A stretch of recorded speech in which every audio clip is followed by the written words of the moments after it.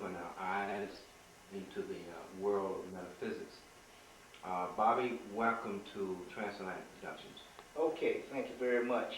And I would like to also say that we have the honor of being here with Brother Azariah, who is like Market Productions, and we've done a few things together. So, Brother Azariah, how you doing, man? Good, good. Bobby, we want to ask you a few questions in our program today. I think we get a little personal. Yeah. And from that, then we're going to our program for this evening. But I think Brother Azariah is kind of curious as to how you got started. Perhaps you open. Yes, Bobby. For the viewers, I know a lot of people are probably interested also. Yeah. We know you're from Mullen, South Carolina. Yeah. And we're wondering, is that where you grew up? And also, we want to know how you got started on the metaphysical path and how that led you to the occult realm. Yeah, well, I was born in Los Angeles, California, November 28, 1961. So this past November I turned 38.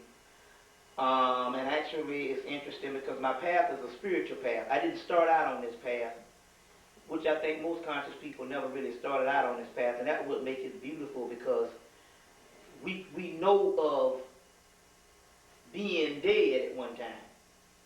And to make that transformation is great. So to make a long story short, what happened was basically I was born in Los Angeles. I was taken to Mullen, South Carolina by my mother, and I have two other brothers, and we're only about a year apart.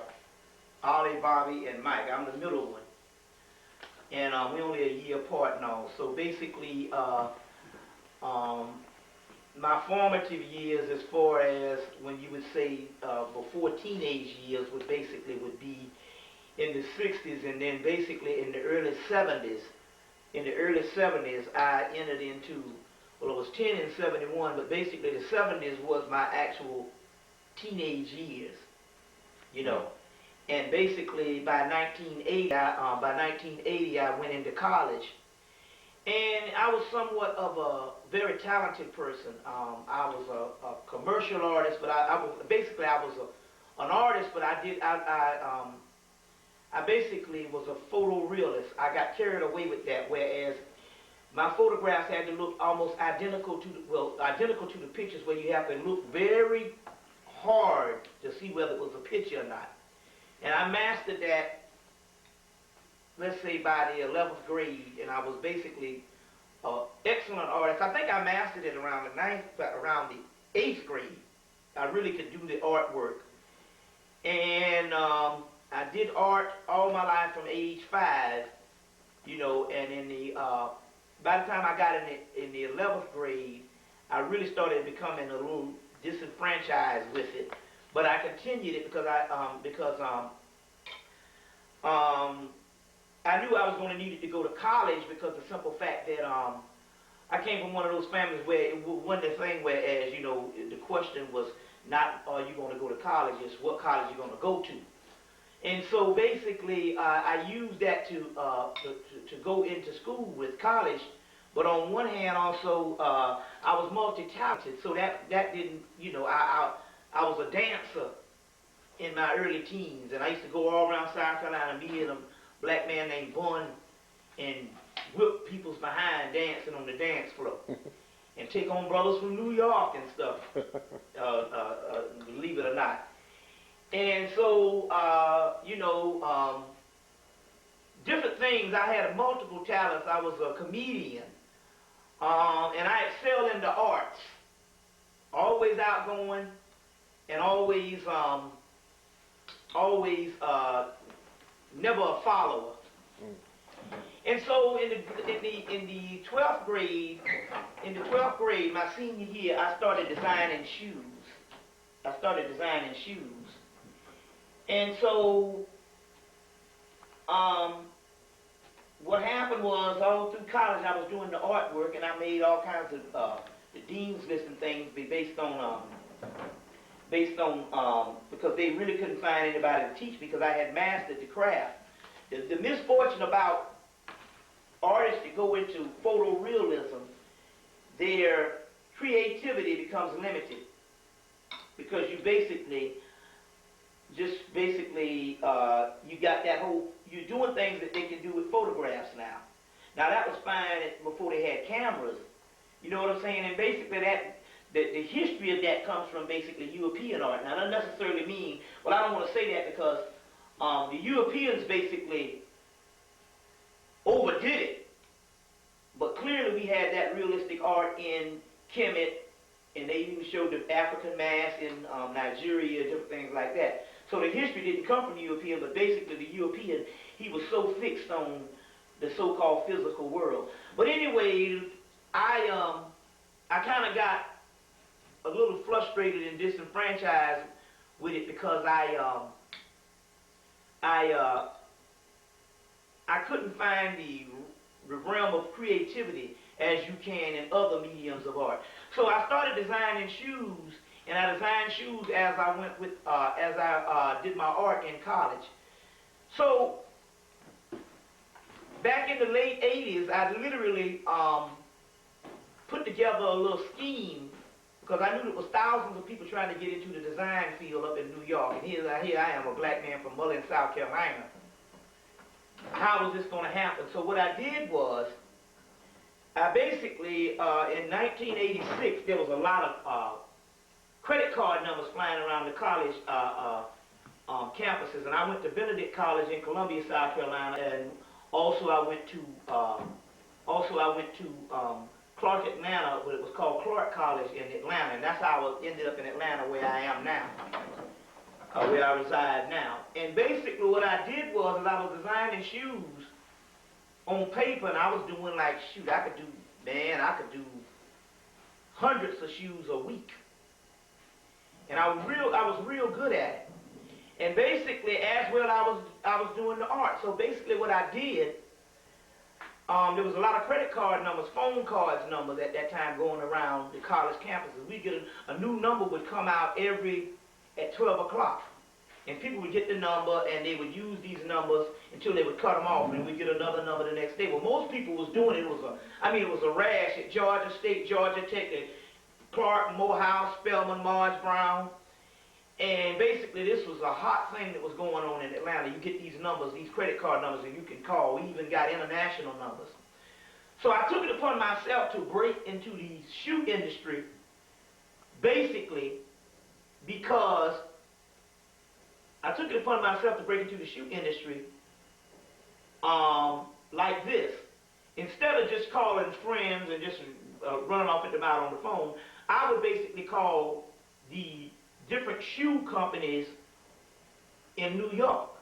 And as a result, I used the college to set me up. And basically what I did was I met a guy by the name of Roger Bowman. He was real big in the 60s and in the 70s. He inherited the company, and I think he was up here on the avenues of the Americas, someplace. I can't remember where it was, but I know it was in the Garment District, and it was he was like a well-known figure in the shoe industry. He had his own shoe lines for years. So basically, I used the college to send a portfolio with the college, Clark College insignia, logos, 2 letters of recommendation from both the art department at Clark and the art department at Spelman.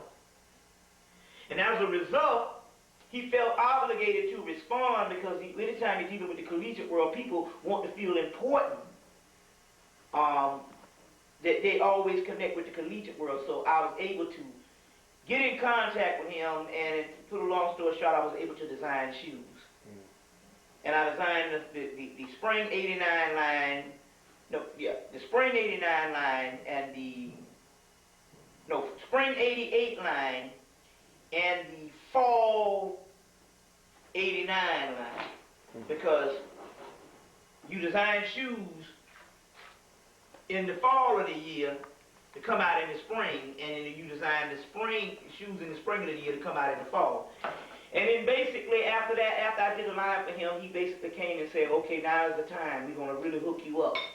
And basically they had these white Jews that was going to basically give me $500,000 to launch my shoe line. But he told me, well, listen, You need to go back to Atlanta and see if you can get some black investors, because if they do it, they're gonna own you.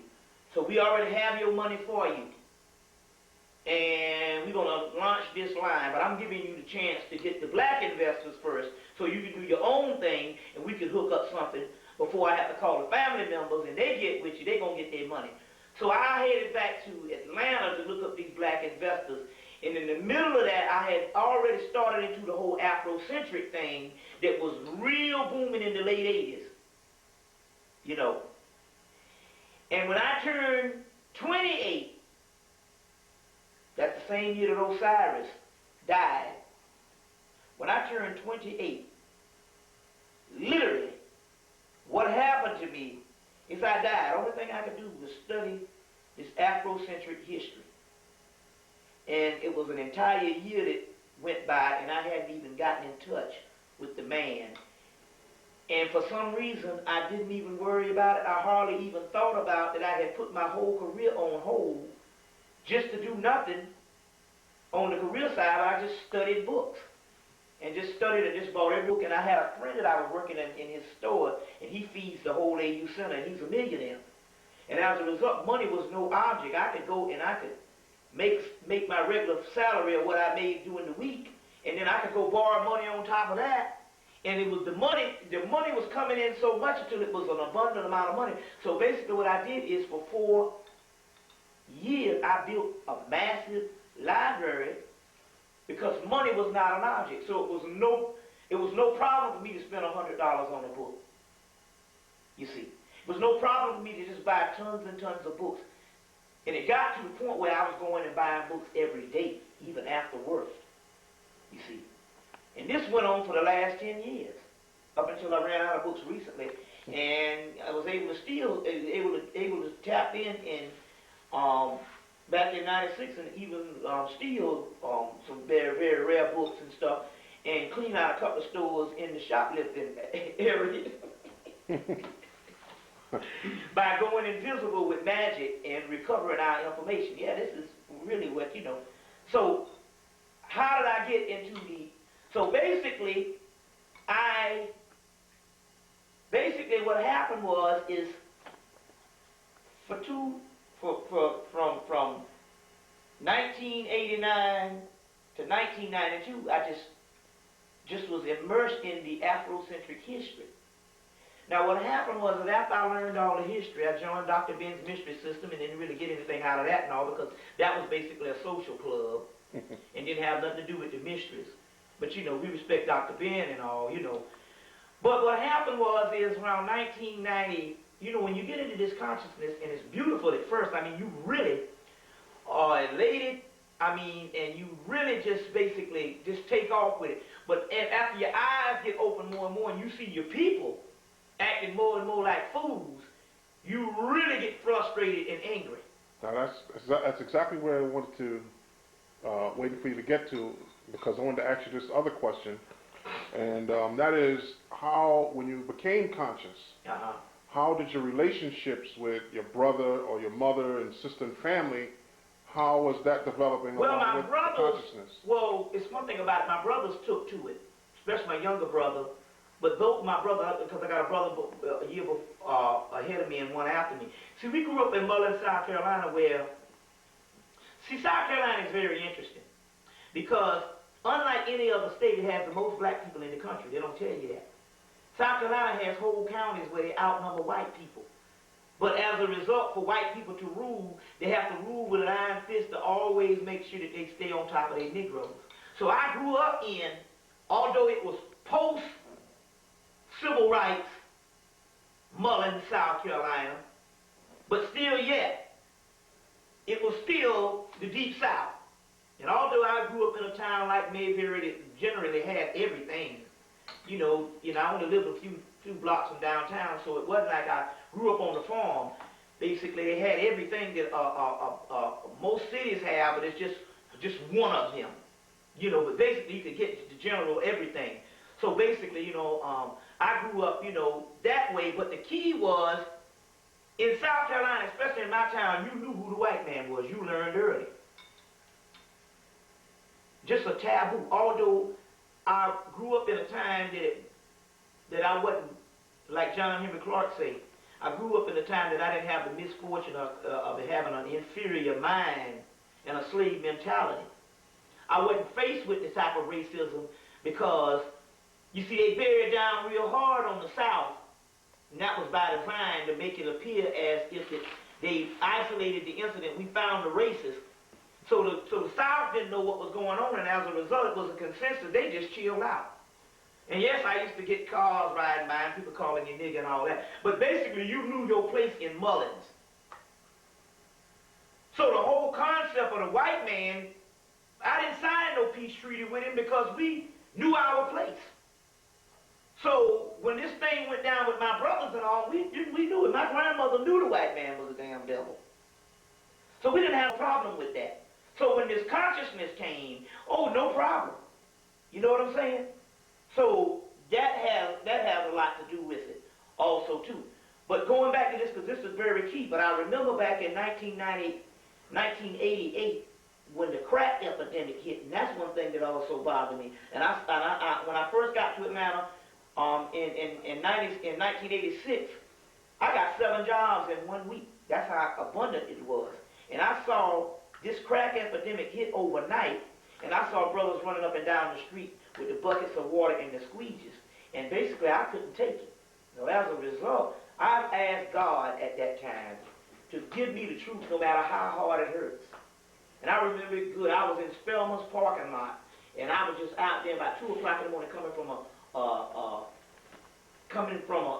club. And I just was out there just looking up in the sky saying, oh, Lord, God, something got to happen to my people. You know, what is going on?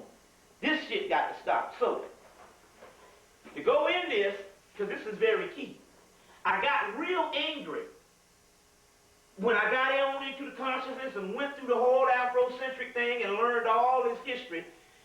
And I was so mad because black people wasn't responding to it, because I figured when you got into it, that, man, this was it. Black people was going to wake up. And that was far from the case outside of the conscious community. And like I said before, in the conscious community, we say black people are rising. But the reality of that is we owe point something. When it comes to masses of people that's dead. You see what I'm saying? So now, at that particular time, and then when I turned 30, in 1991, late 91, November 28, 1991, and 1992. As soon as I turned 30, it just clicked. And I just started going into the metaphysics. And overnight, I became a master overnight. Because guess what? By June of that same year, I was doing my first lecture. So basically, something opened up and I was born to something. After I got into the spiritual aspect and started dealing with the entities, I found out that they was grooming me for this all my life.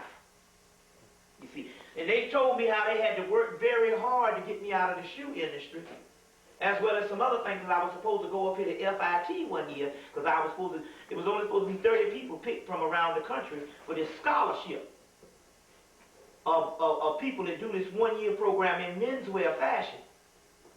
And I was already a shoe-in based on my art. The guy named, I think his name was Mr. Pigeon. Oh, I think his name was. Anyway, the brother, the white guy said, you already in, just wait. We're going to announce in June, on June 30th, and I already got you. And between the time of him being his selection to put into these 30 people around the world to come to the FIT, he ends up getting 5. And so when the other people looked at my resume, Benedict College, where the hell is that? Columbia, South Carolina. You see what I'm saying? It was like, nah, and so I was passed over, and somebody got my scholarship for that 1 year. But the point, the spirit, and when I got turned on to the consciousness and the spiritual aspect, and my mate, who was over here sleeping, Ginger, got turned on psychically. What happened was, you might want to put the camera on her to show her sleeping. Snoozing and shit, you know. And I got turned, you might want to put it on her too, man, so the people in the shit can catch it too. You know how it is. Now they're going to be mad at you because you put the camera on and I didn't mention it. You know how black people are. You got to get personal. Let me see. You got it right. Well, the camera's there, Okay. so that's good. So now, dang, what I was talking about. So when she started tapping into her psychic ability, and I started asking the questions, well, did you all have anything to do with me not going to FIT? And they started laughing, the entities or the spiritual realm, saying we had to work hard to get you into the position that you are in now. So in so many words and all, this was something that I was born for. And as I look back, things line up to this particular moment. You see what I'm saying also, too. So basically, in a nutshell, that's how I started out. I started out in 1992 doing the lectures, and basically it blossomed from there. You see what I'm saying? And it took me from my career and all, and I basically gave up all the careers to live the life of a pauper. Because, ain't no money up in this thing. Right. And Well, basically, but basically, I'm the luckiest man on the earth because the knowledge is phenomenal. yeah, the main reason why I asked is because a lot of people who are in the conscious community are having trouble with family once they become conscious. Great. And that's why I was asking. But I want to move on into another question, and that is, most black families, in an early age, especially the young black kids, boys, are heavily influenced by their mother as far as church is concerned. Right. So the question I wanted to ask is, how did the church have any type of influence on you as far as you moving into the Afrocentric information? The good part about it, I think, we were AMEs, African Methodist Episcopal, and if anybody know about AMEs, this is a real uppity bourgeois type of organization of the church there. I mean, it was actually, believe it or not, it was the first black conscious organization in America. People don't know that. Richard Allen's AME, African Methodist Episcopal, was the first Afrocentric or the first black conscious movement in America. People don't know that. Just to say the word African Methodist Episcopal Church in the late 1700s, was it? I think it was the 1800s. It was abolitionist time, I think. But anyway, in Philadelphia, but since then it turned into a real big bougie organization. And so, church, although you can feel it, because we just still dealing with black people, church was always more of a social event in the AME church. And I think that that's kind of saved me in a way why I was incarnated to this particular family, because I'm from a family full of school teachers. And like I said, I lived basically a privileged life as a child, man. I mean, we didn't want for nothing. And you see what I'm saying? Me and my brothers didn't want for nothing. Because like I said, my grandmother was a thousandaire, which is equivalent to a millionaire in Mullin, South Carolina. You see, my mama was a school teacher. We didn't want for anything. And I think in a way, number one, you must understand this about my mother. My mother is a analytical genius. See, my mother, all questions used to be answered with my mother. So if we had a question, all we do is go and ask my mama, and she would answer the question. Or even if she didn't know the question, she would go and research the question and answer the question anyway. So I think if my mother was a woman before her time. I think she came about she grew up in the 40s and the 50s. But even for black women, although we are the matriarch, they are matriarchs of our particular culture. You ran out of tape? No. Oh, okay, hold on. I got to get this. See, I'm working in the spirit, so you can't cut me off. Oh, I know. You see what I'm saying? Although she's the matriarch of they're matriarchs of our culture. I think she was a woman before her time. I think that if she would have come along in the 60s, I think she would have been where I'm sitting right now. So I'm an extension of her. And I think my mother, based on, the woman in the, the 50s or the 40s and the black woman down south and stuff, but still yet there was no questions that she couldn't answer, so therefore, I developed analytical skills, and my brothers did also.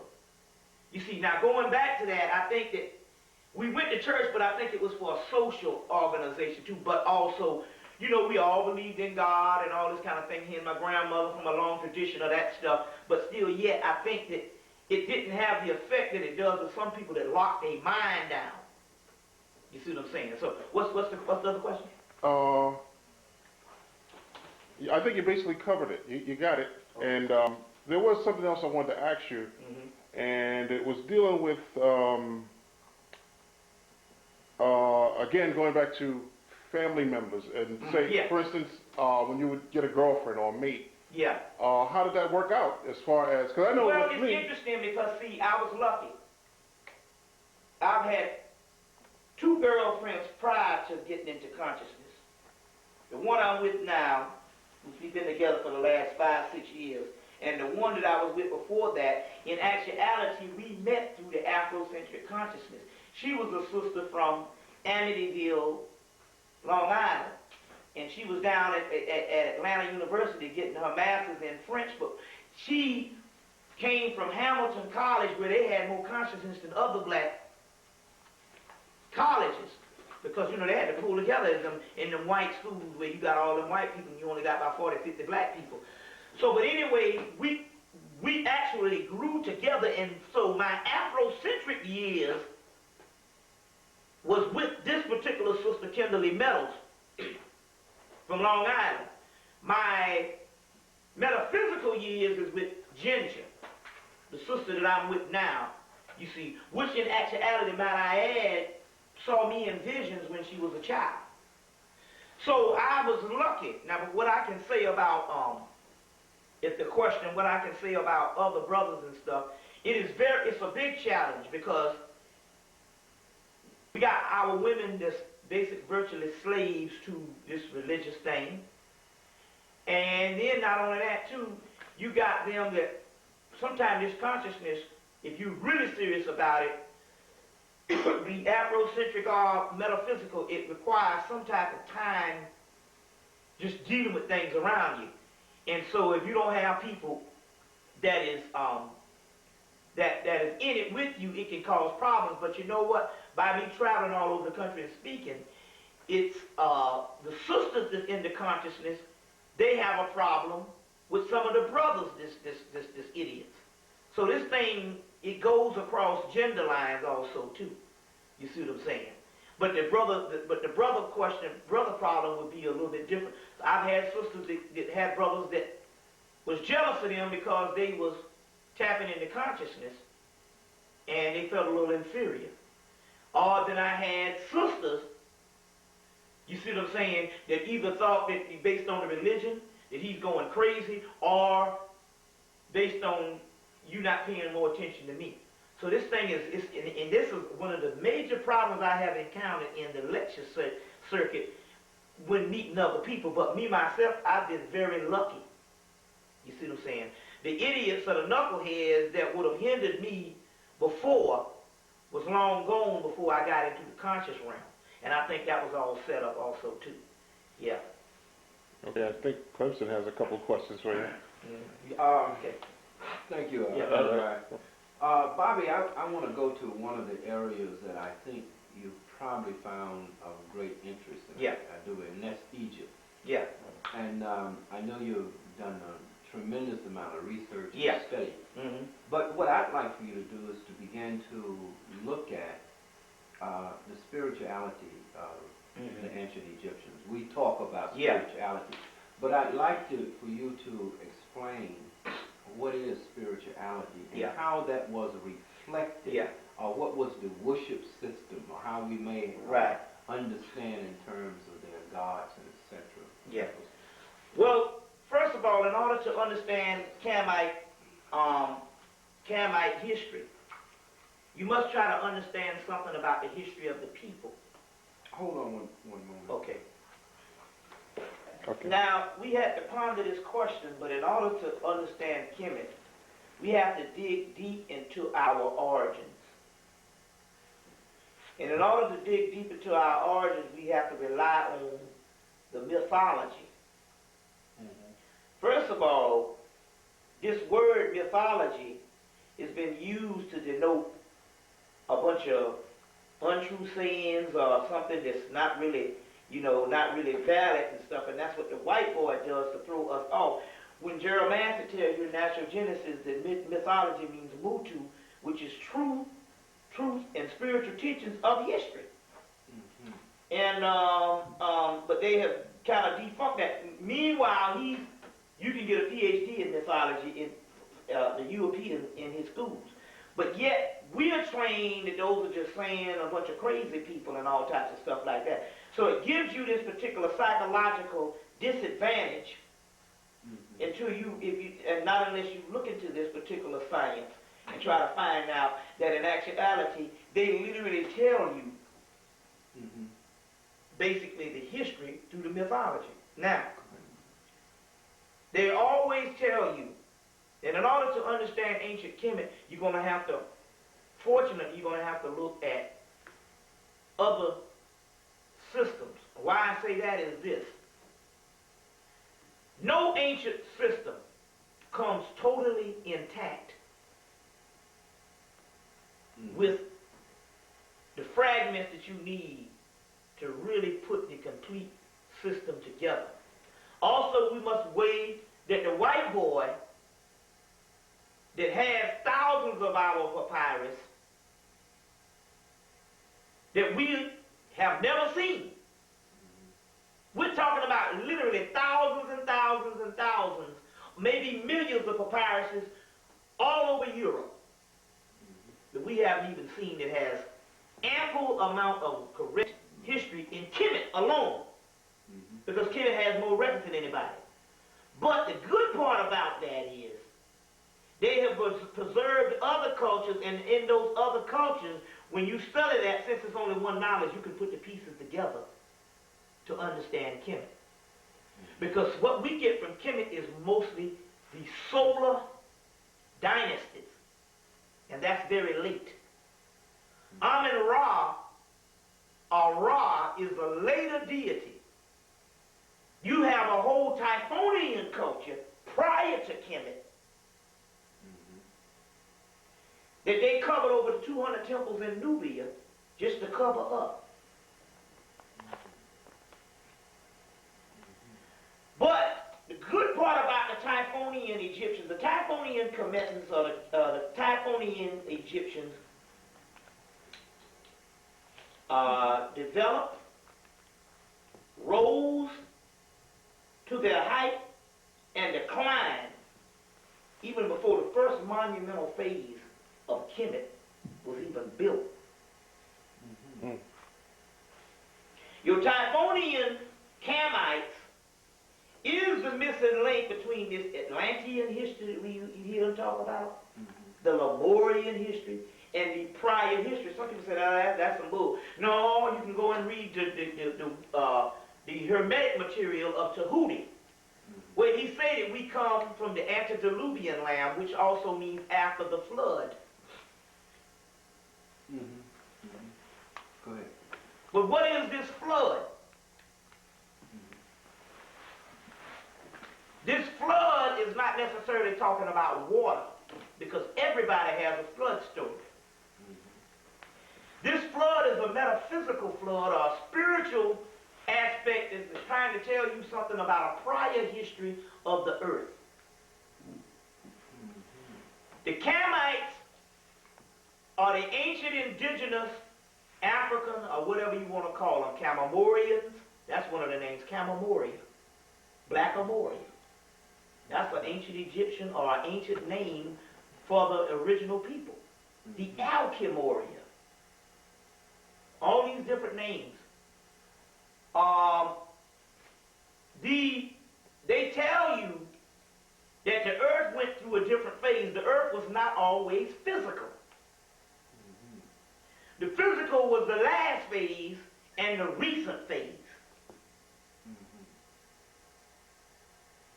They were in a prior state, as if you get Rudolf Steiner's Universe, Earth, and Man. Let's say if you say, well, some people say, I want to get some type of literature that I can somewhat understand this type of stuff.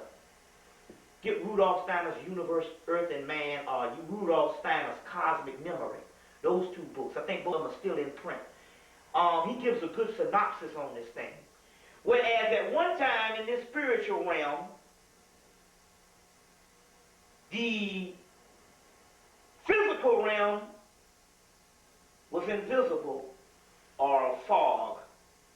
And the spiritual realm where we came from, it dwelled in, was visible. As the vibratory rate fell, as you can get in the Hermetic material, especially in the Kabbalion, the three initiates, not the Kabbalah, the Kabbalion by the three initiates, which is coming from Hermetic material, mainly the divine commander. It goes in to tell you that everything is on a certain vibration. And the vibrations, when they slow down, the molecules become condensed. So we were on another vibrational frequency. And as the vibration fell, we became more and more condensed into the physical bodies and the physical realm. So Egypt just didn't, believe it or not, HEMMITT or Africa or these places didn't just occur where they just, with some hunting and gathering, all this bullshit, of hunting and gathering and stuff like that, no. Hell, we black people are sophisticated as hell and can't do nothing now, period. Let alone some half-ape man and stuff, because I don't buy that. That's Darwin. And I beg to differ. Any African scholar say we come from apes because I have the same scholarship, and I don't see it. And a lot of the stuff that they think is apes and stuff is metaphysical things. And it has nothing to do with us coming from no damn apes. We never came from no apes. The Hemmites never say, so why can't we believe what black people say, and we got to believe what some damn cracker say, who was commissioned to talk about this particular ape thing to throw off the history of the black man. I told you that in the Nephilim book. First couple pages of the Nephilim book. That book. So that was a conspiracy. You see what I'm saying? And in order for you to be accepted in collegiate circles, outside of the theological side of things, you got to bear with this old Darwin theory. You see what I'm saying? And I think that was the tragedy of some of the Afrocentric scholars with that bullshit. We didn't come from none of them fucking hominid stages. Some people say, well, we have those bones. Yeah, we got those bones. That's just different species of ape, but that don't have shit to do with us. Now, as far as some of the information coming from London, England, to about a month or 2 months before Christmas, where the white boys bearing witness that we come from a form of miscegenation. And this miscegenation can be linked to all white races. So it's the ultimate key to white races. And he goes on to say that the entire white race came from a white ape. And it goes on to say that these Africans corrupted themselves in Africa by mating with apes. And as a result, they created this white man. This is how the white people are putting this shit. About the missing link. Now, I happen to know other history, and we're getting off the thing, but I just want to drop that. Basically, we're talking about a form of gene splicing. Because we were that advanced. Because I'll give you the ultimate mystery of what Egyptian spirituality was in a minute. Now, that's another thing, but let's go back into this. When we came into the physical realm, we were already advanced. And we enjoyed thousands of years of civilization based on nature. But by no means were we hunting and gathering and was not very advanced. At that particular time, we had the full detailed files of knowledge of the universe, the omniverse, and worlds to come, and prior worlds already in us.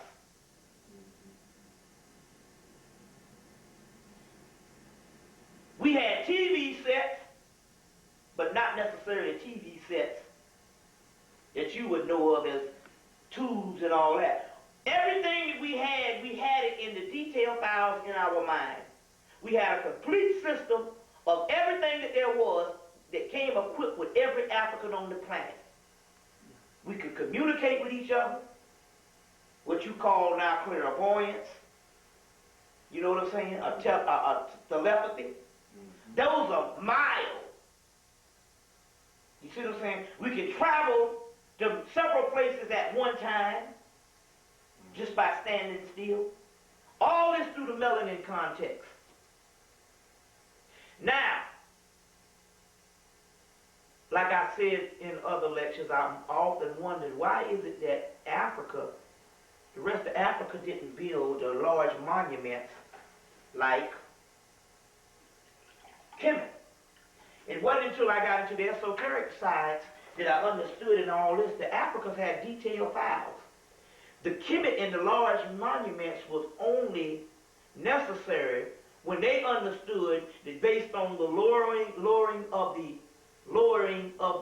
vibratory rate, that they would become more and more condensed into the physical bodies and become more and more reliant on the five senses.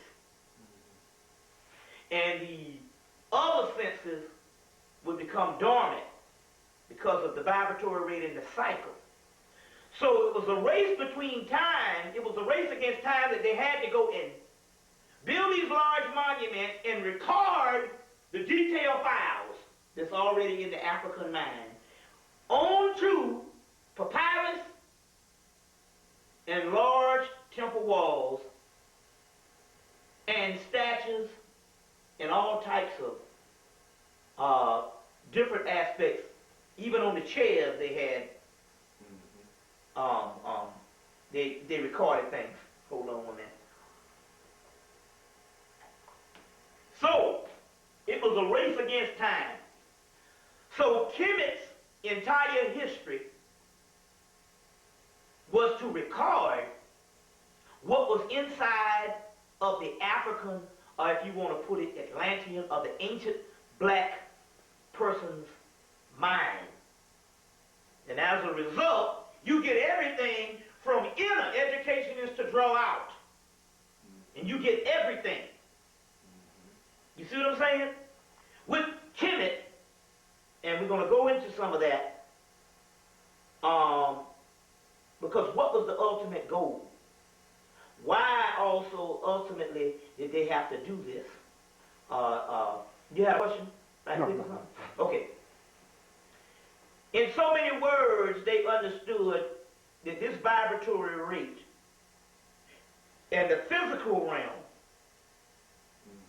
would only last for a couple of million years.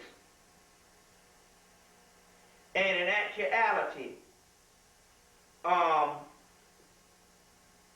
we would have to go to a new plateau, or as Reverend Valentine said, a paradigm shift. And they spent their lives preparing for this. They spent their lives preparing for this. As we talked about this morning, that's why death was so important and the afterlife was so important.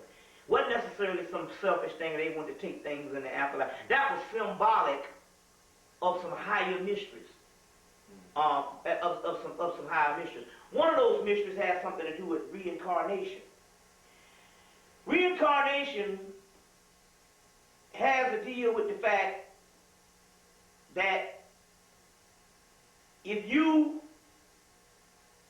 die and don't have a certain amount of knowledge, you can be caught in an endless cycle of reincarnations until you learn that knowledge, or if you had a certain amount of knowledge until you gain it back.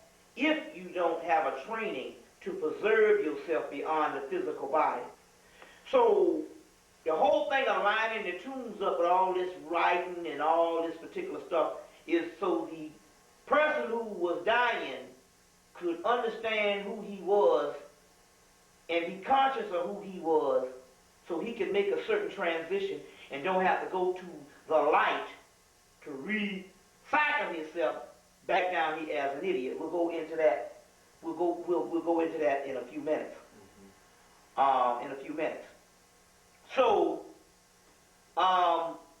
so that's one aspect of it. But let me get into some of the science of what this thing is really about. Most of the Afrocentric scholars, by understanding only the historical side, they talked about Maat and the whole thing being one with nature, and some of that is evident. Yes, they were one with nature, and they showed those particular forms of that, but I think on the other hand, they showed the African nature and the animals also as an element to explain the different aspects of mythology that explains even a higher science. Now, the ultimate science of HEMMITT and spirituality that they figured out was this. Number one, if anybody ever asked you what is the royal art of ancient Egypt, there is one science, and this is the mystery to everything right here. There is one science that explains all religions and what all religions are alluding to. That later on, for thousands of years later, it got misconstrued, and those religions don't even resemble what those mystery systems, because we didn't have a religion, understood. Ultimately, now we understand that the mystery systems were instrumental in giving us what you call basic education. But the Afrocentric scholars didn't understand that that was just one facet of it. This thing was multidimensional. It was multidimensional. The ultimate mystery that is behind all religions is alchemy. And no people developed the art of alchemy as the Egyptians or the Hemmites. Even the word alchemy, al, which means S-U-N, sun, S-O-N, S-O-N, sun, and it also means God, chemi, which means black. Alchemy means basically the black sun. It is the study of the substance called melanin in its biological form, but in its spiritual form, it is the study of every primordial substance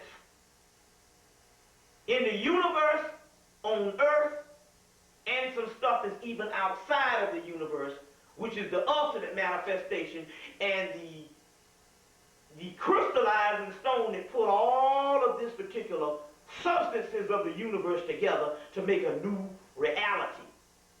And from that alchemical process that we'll get into in a few minutes, you get magic, you get divination,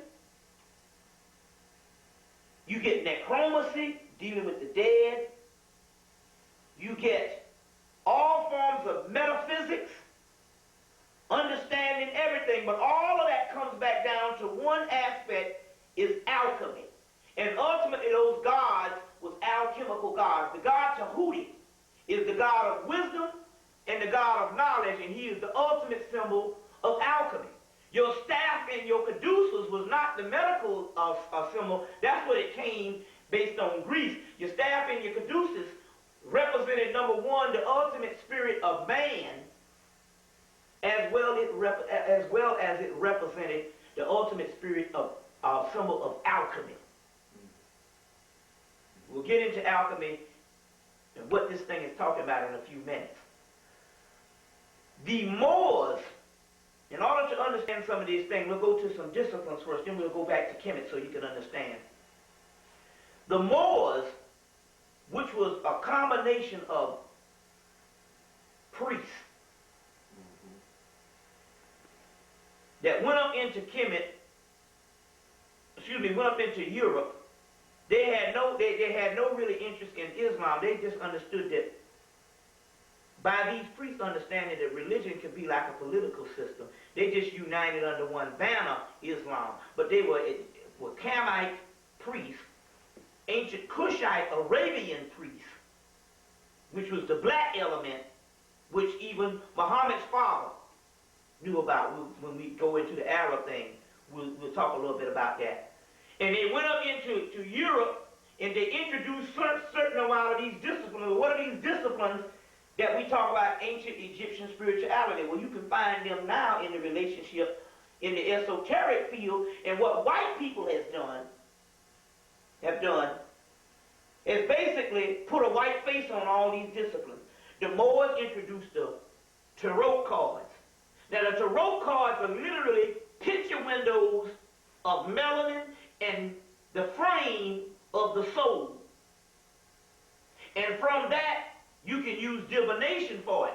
But divination is the secondary or the minor aspect, where you can read the cards and find out person's future by divining. But you could also do that with cowrie shells that the Africans, you see what I'm saying, and with pennies or anything else. So that's one aspect. But the major arcana and the minor arcana of the tarot card, in actuality, is trying to explain the alchemical process of the soul as well as melanin. From your playing cards in the Moorish science, from your tarot cards in the Moorish science, you also get your playing cards. Because we hear all the stuff that the Moors introduced. We'll give you some stuff that they introduced that you don't know about, based on spiritual aspects. They introduced several aspects of alchemy into Europe. And they introduced mythology to go along with that, just like the Egyptian mythology went along with alchemy. Alchemy is taking the black substance and crystallizing it into a primordial light seed. The black substance starts off in Kemet as Osiris, or Osir, god of the perfect black. And from that black, the phoenix rises up from the ashes, and his soul returns as his son, Horus, Heru, purified, light coming out of blackness. You see what I'm saying? Yang coming out of yin. The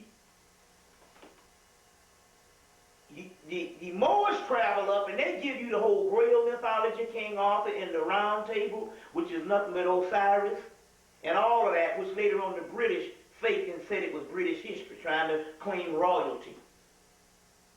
I want to stick with this Moor thing right quick, because it will explain some of the occult realms that you understand right now that go all the way back to Kemet. So your rune system, where they throw those little runes and they got those things as a form of divination, that comes out of Kemet by way of the Moors.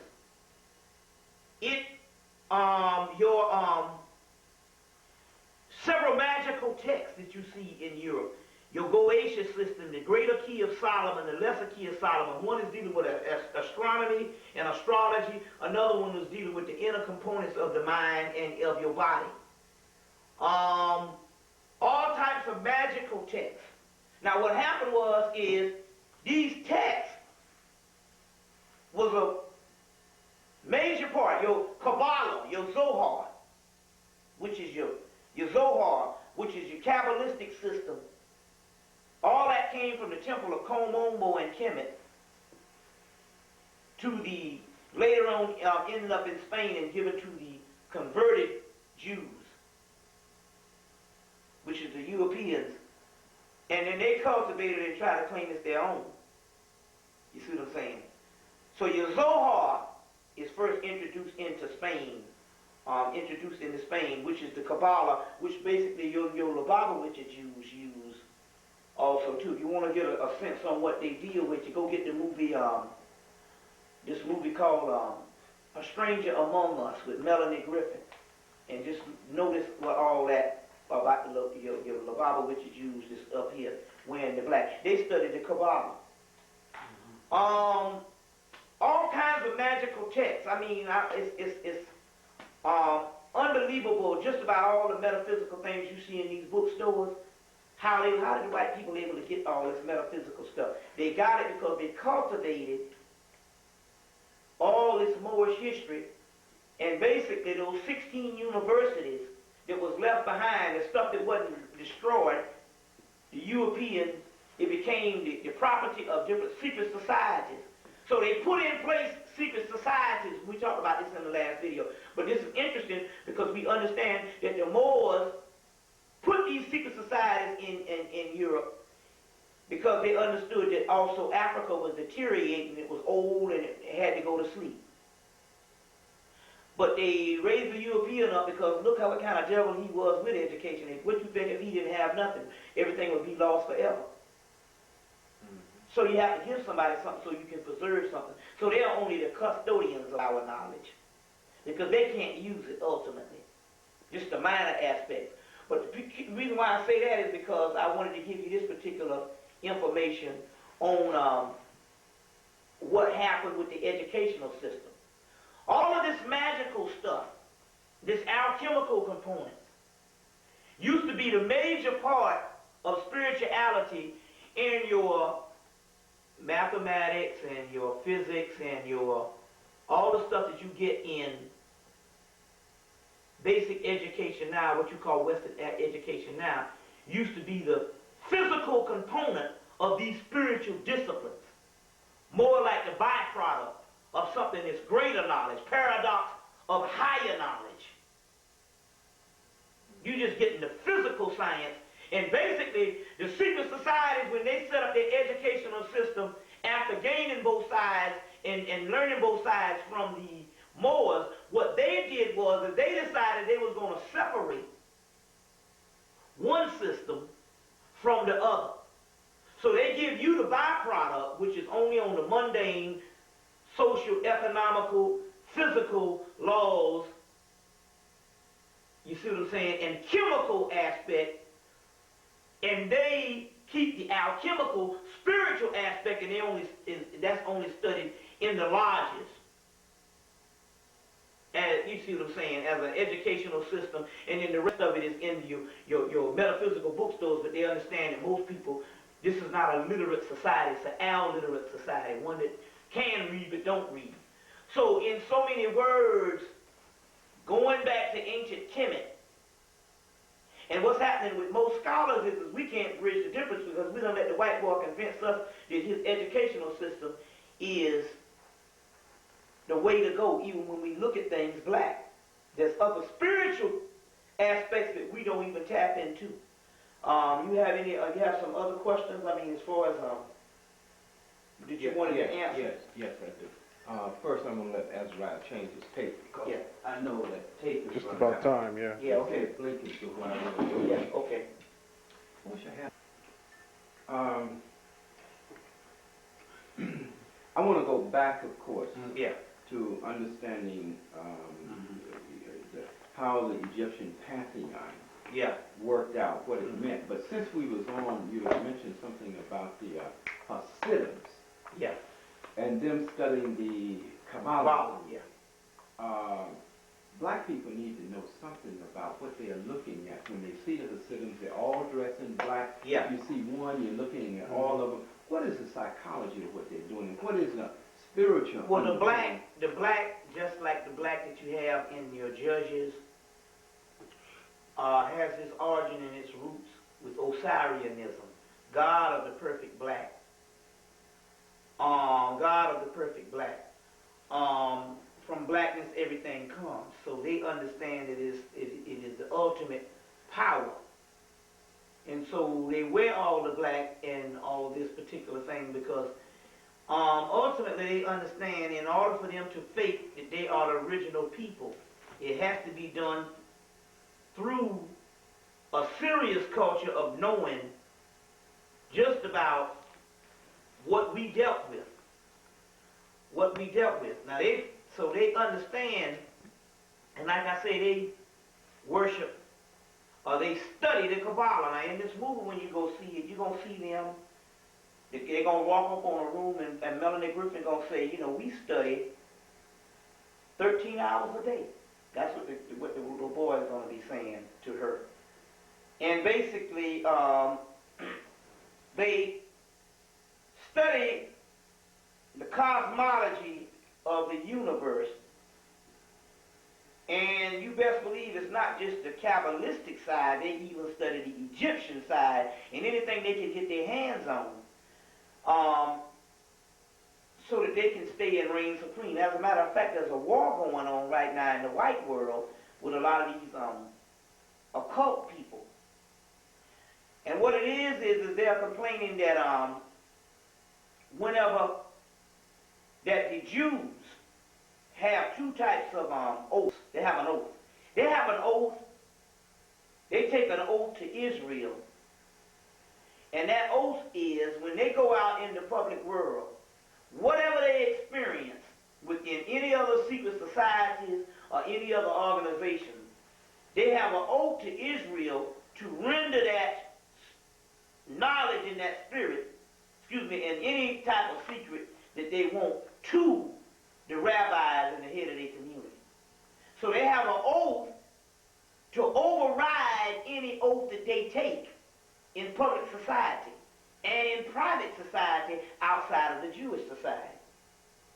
So they got a war now that you got them that come into these particular organizations, and because they only have an allegiance to so-called white Israel, that there is no secret too great that white Israel don't supposed to get. So that you best believe they don't just study the Kabbalistic aspect, they are into just about everything they can get their hands on. Well, why not? They are not the original Hebrews no way. So obviously they have to get their hands on all of it to make this system whole. You see. Now, are they using the magical and the yeah, they are the main ones. As a matter of fact, basically, late in my studies, I found out in actuality, they are some of the primary figures that is behind most of your holidays and different things like that. They do certain. Why you think they got all these Jewish holidays? You figure people that can't even trace their history back to Spain, what the hell they got all these Jewish holidays?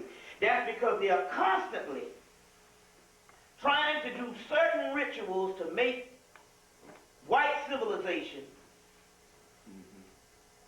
stay on top. As a matter of fact, let me explain this to you. The other Gentiles look for this Jew as his ultimate priest. Number one, he figured they can somehow, like you say, make some type of connection with black people. That maybe they might be saved if they have an allegiance with this particular Jew. So what they do is everybody cartels the damn Israel, or the Israelis. You see, because somehow these people know that Christianity is fake as an $8 bill. And they got to have some type of ancient, now don't get me wrong, Christianity as a religion is fake. Christianity as a mystical system comes out of Coptic Egypt. And it is just as metaphysics as ancient hieroglyphic Kemet. Let's make the distinction. Moralistic, organized Christianity is fake. Ancient Christianity and ancient Christian mysticism predates Christianity, and one has nothing to do with the other, but one is the real one and the other one is a plagiarized version. Let's get that right.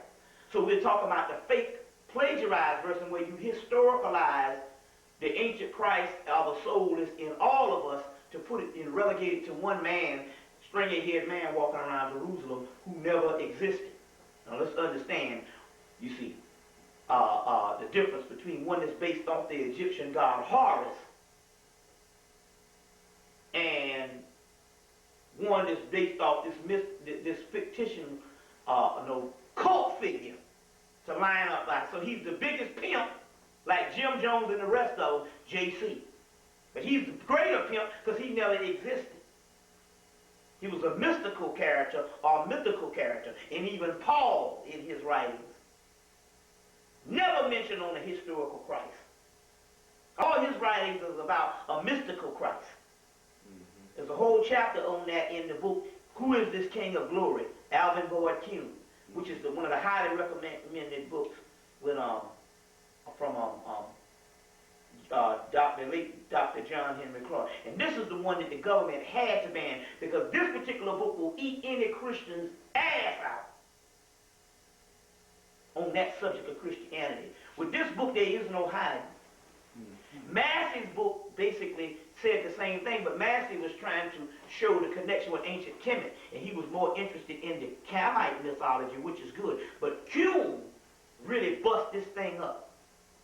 You see what I'm saying? With this thing. Now, going back to them, the reason why everybody bows down to Israel, because this is the high priesthood for all Gentile whites. So, if New York don't have a damn door left on it, they're going to have them Lubavitcher Jews over there also, too. You see what I'm saying? And they do all kinds of rituals and ceremonies. And the reason why they have all those holidays, because they are constantly trying to do things spiritually to keep this imperialism afloat. Just so that, just like the government have the army to do the fighting, they got them to do certain spiritual things, or certain ritualistic things, as well as they got other secret societies and lodges doing their part also too. But they are one of the main ones. You see what I'm saying? One of the main ones. You see, also too. Now, let me, actually, if you would go back now and begin to look at the pantheon of Egyptian gods, spiritual figures, and I want to try to understand what those figures meant, represented, how they were interpreted, and worked in the daily life of people. Well, the take on it here is, if we came from a history that was pre-physical, then all that we ultimately are is different particles and elements of the universe. And in alchemy, it deals with the different stones, minerals, alloys, and everything that make up everything on the earth is also in the human body. The human body has everything that makes up everything on the earth. Every herb, every particle, everything that you know of life itself exists on the inside of us. As particles, or stones, or gems, or whatever you want to call it. Gases or whatever. Fluids. But not only are those things on the earth, but everything in the universe exists in us, as well as some things beyond the known universe. So, ultimately, these netters were primordial symbols and primordial manifestations of spiritual phenomenon that make up these particles. It's inside of us. And as a result, it's a vast system of sciences and advanced system of putting together cosmic energies. You see what I'm saying? And ultimately, these energies play a part in our human body. Because that's all we are. So it's a multifaceted system. On the mundane or terrestrial plane, it lines up with nature. You see? On the extraterrestrial plane, it lines up with everything in the universe. And on the omniverse plane, or the metaphysical verse plane, that which is beyond the universe, the damn alpha, particle, it lines up even beyond the known universe. And the black substance that we're talking about is that same black substance that is the building block that makes up everything that there is, even on the physical. And Osiris represents that god of the perfect black, but before him it was represented by the god Soot or Set. You see, Set or Soot is the oldest deity known to mankind.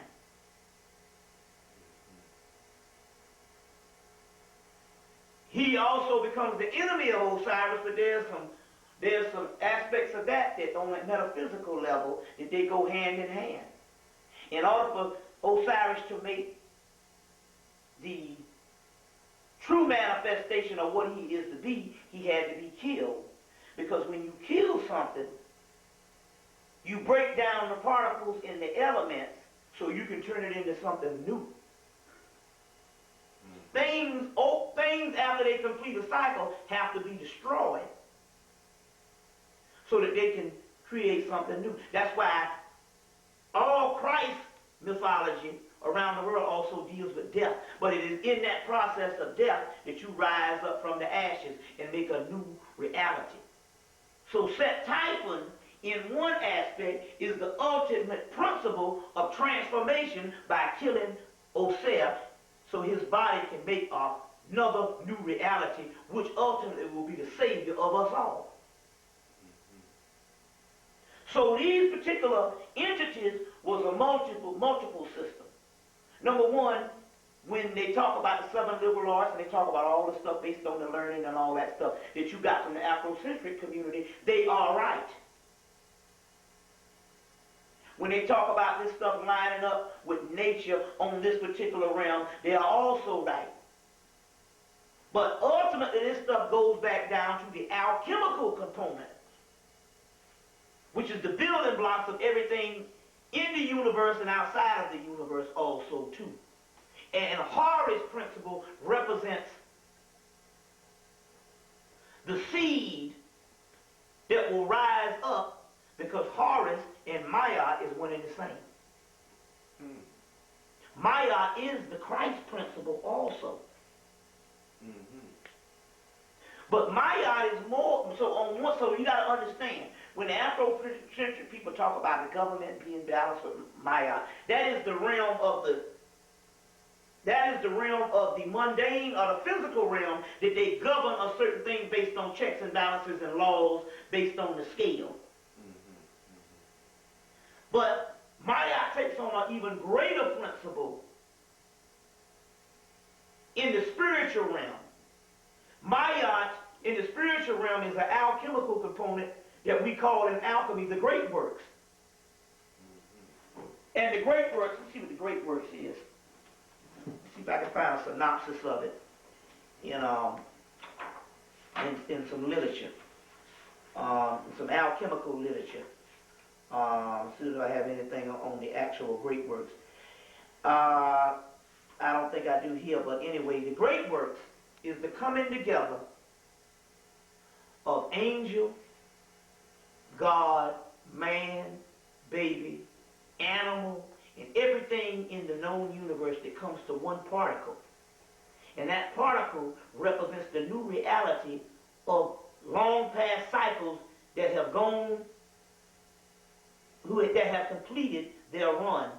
As a result, it's condensed into a particle of light, which is your Christ energy. And that's basically what our bodies have been going through since we've been in the physical realm.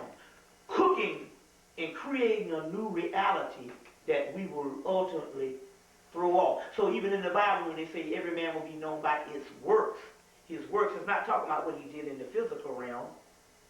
It's impossible, man. I mean, who cares what you did down here? Especially if you're doing stuff without any knowledge, how would you know? But it was talking about how your spiritual nature of you work. And if you don't have the great works, which is the melanin ultimately which alchemy is based from, you don't have any inner workings. You don't have any inner workings. So Maat, on another thing, is the coming. It is the great works. The great works is the coming together of all energies and crystallizing into the greatest work of all, a new reality they call the New Jerusalem. Well, Maat is the same principle in ancient Kemet. The English version would be the great works, or we would also call illumination, or what you would call in Christianity, Christos. So Maat is the Christ principle. That's why you get the word in Kemet, Ha, which is the child, Ma, which is the mother feminine principle, Ma. You get the double Ma, Mama. So Maat, before Maat was Maat, it was Ma. Then you get the double Ma, Mama. Mama, mother. So Har, Heru, child, light seed, Ma, the primitive energy, Ku, pyramid. Combined, you get the male and the female harness. That's the same as the yin and the yang symbol, where the blackness is the yin, and the yang is the light. Har, Ma, so in the word Har, Ma, Ku, or Heru, Ma, or Ma, Ku, is both Horus and Maat combined. And you get both of those particular principles combined. But the word Ma is feminine. The word At is her son, which is the Horus. His Ethiopian or his Cushite name for Horus is At. And from At you get Atan. And from Atan you get Adam. Mother, Maat, Adam. Mother Adam.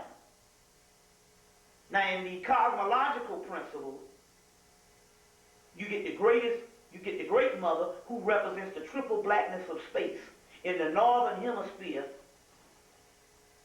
of the universe called Alpha Draconis. Draco, the great dragon. And some of the original names for the Egyptians were called the Draconians. That great dragon is also called Typhon. So they become Typhonian, Draconian, and another name called Ophidian.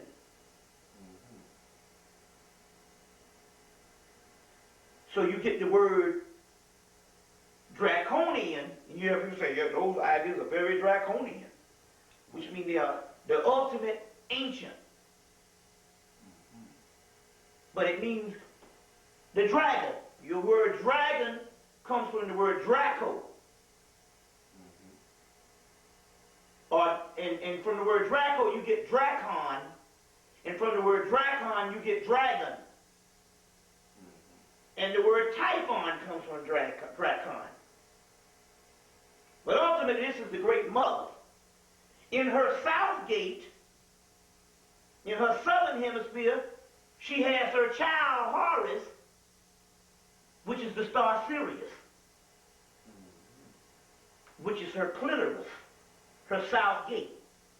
So the south gate on a woman is the vagina and all. That's the birthplace.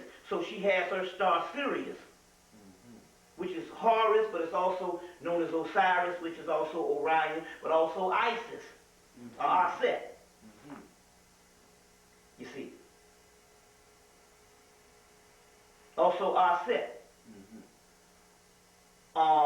So this ultimate thing of mother and son, Sirius is the first primordial star of all times, which also represents all gods of Kemet is also patterned after Sirius. You get that in the book, The Ancient Egypt, the Sirius Connection by Murray Hope. There's a whole chapter on the Syrian gods. And then ultimately, we are Syrian. What they call Sothis in Kemet, Septet in Kemet. There's different names of it. Your name September comes from Sept, which is Sirius, the dog star. Dog days comes from the dog star, the rising of the dog star. And we are connected with that star because when that star would rise, the Nile would rise. We're connected with that star. Ample information done. Great Sirius books. Robert Temple, The Sirius Mystery. Murray Hope, Ancient Egypt, The Sirius Connection. There's another book called M. Temple Richards. And in that book, you also have Sirius. The Arab word for Sirius is hair, or hairy. And on up but on the other hand, the Indian word is Hare Krishna. That Hare is also Sirius. The Greeks would say that heaven is hot. Talk about the rising of the dog star Sirius. You see. While we're on Sirius, Yeah. can you give me Sirius and its relationship to the pyramids and its rotation in terms of the cosmic rotation? Well, you literally, there's 3 stars in Orion's belt. Yes. Sirius being the chief star. So they built 3 pyramids in the center of the earth to represent those stars up there. As you know, they tell you any star you see up there, the light could be burned out from them things for billions of years, and you're just not getting the light from it here. The Hermetic material tell you that what used to be in heaven was now transferred on earth. And HEMMITT is literally heaven on earth. So Sirius, the 3 pyramids, is a indication markers on where Sirius ended up on the earth.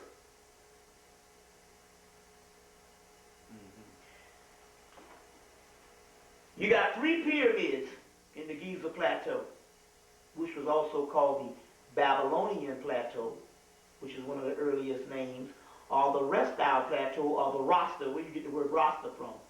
The word Rasta comes from the word Restile, which means rest in place of the lion.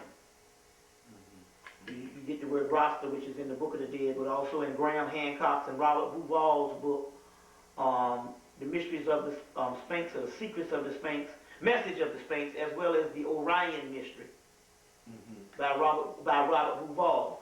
But but also the word Babylon was a ancient name for the Typhonian Egyptians also, and as they traveled, because Babylon is also another ancient name for Typhon and the Great Mother, and these were Typhonian Camites. As they traveled up to Mesopotamia, they named a country of Babylon after the Great Mother. But these were pre-dynastic Egyptians who traveled up into Kemet. Now, Sirius, there's 3 stars on Orion's belt, 3 pyramids on Earth, there's 3 wise men. The 3 crosses on Calvary, before they represented the damn 3 crosses on Calvary in Christian mythology, they represented the 3 pyramids in Giza. The 3 stars, you see, all it is mythology explaining cosmology and physiological information or inner information is passed down to different cultures. So there's 3 spheres on the top of the Kabbalah. There's Jubilee, Jubilee, Jubilam, all these things you get. 3 blind mice. This is all types of folklore, which is also, but ultimately, these things also represent the 3 major glands in the head, the pineal gland being the chief gland, which represents Sirius. Then your pituitary body would be the other two. You see. So these are metaphysical, cosmological, and physiological terms, and mythological terms also too. Give you an example. There's one in the Gnostic material. And I have to explain what that is. The Gnostic material is basically what your Christian, the iconology of what Christianity is. The iconology where you get the wording of the Christ, Mary, all that stuff, comes from the ancient later-day Egyptians who spoke Coptic. Coptic is a later-day Egyptian, a Canaanite. They took the Coptics, developed after Metanetta started dying out, and basically they took Metanetta and they transferred it from Metanetta into Coptic language. And so that Coptic language that they transferred from Metanetta was carried by Greece back to Greece, and all this particular Christian iconology, which is the Horus and the whole Kemetic stories, transferred into Coptic, which is later-day Egyptian, comes to Greece. Later on, when Rome needs to fashion a new religion, they conquer both Egypt and Greece, and they take the story and they make it a historical story. And then they kill off the ancient Gnostics, which this particular Gnosticism of this particular religion, what it was before it was Christianity. Gnosis. Knowing. You want to change that?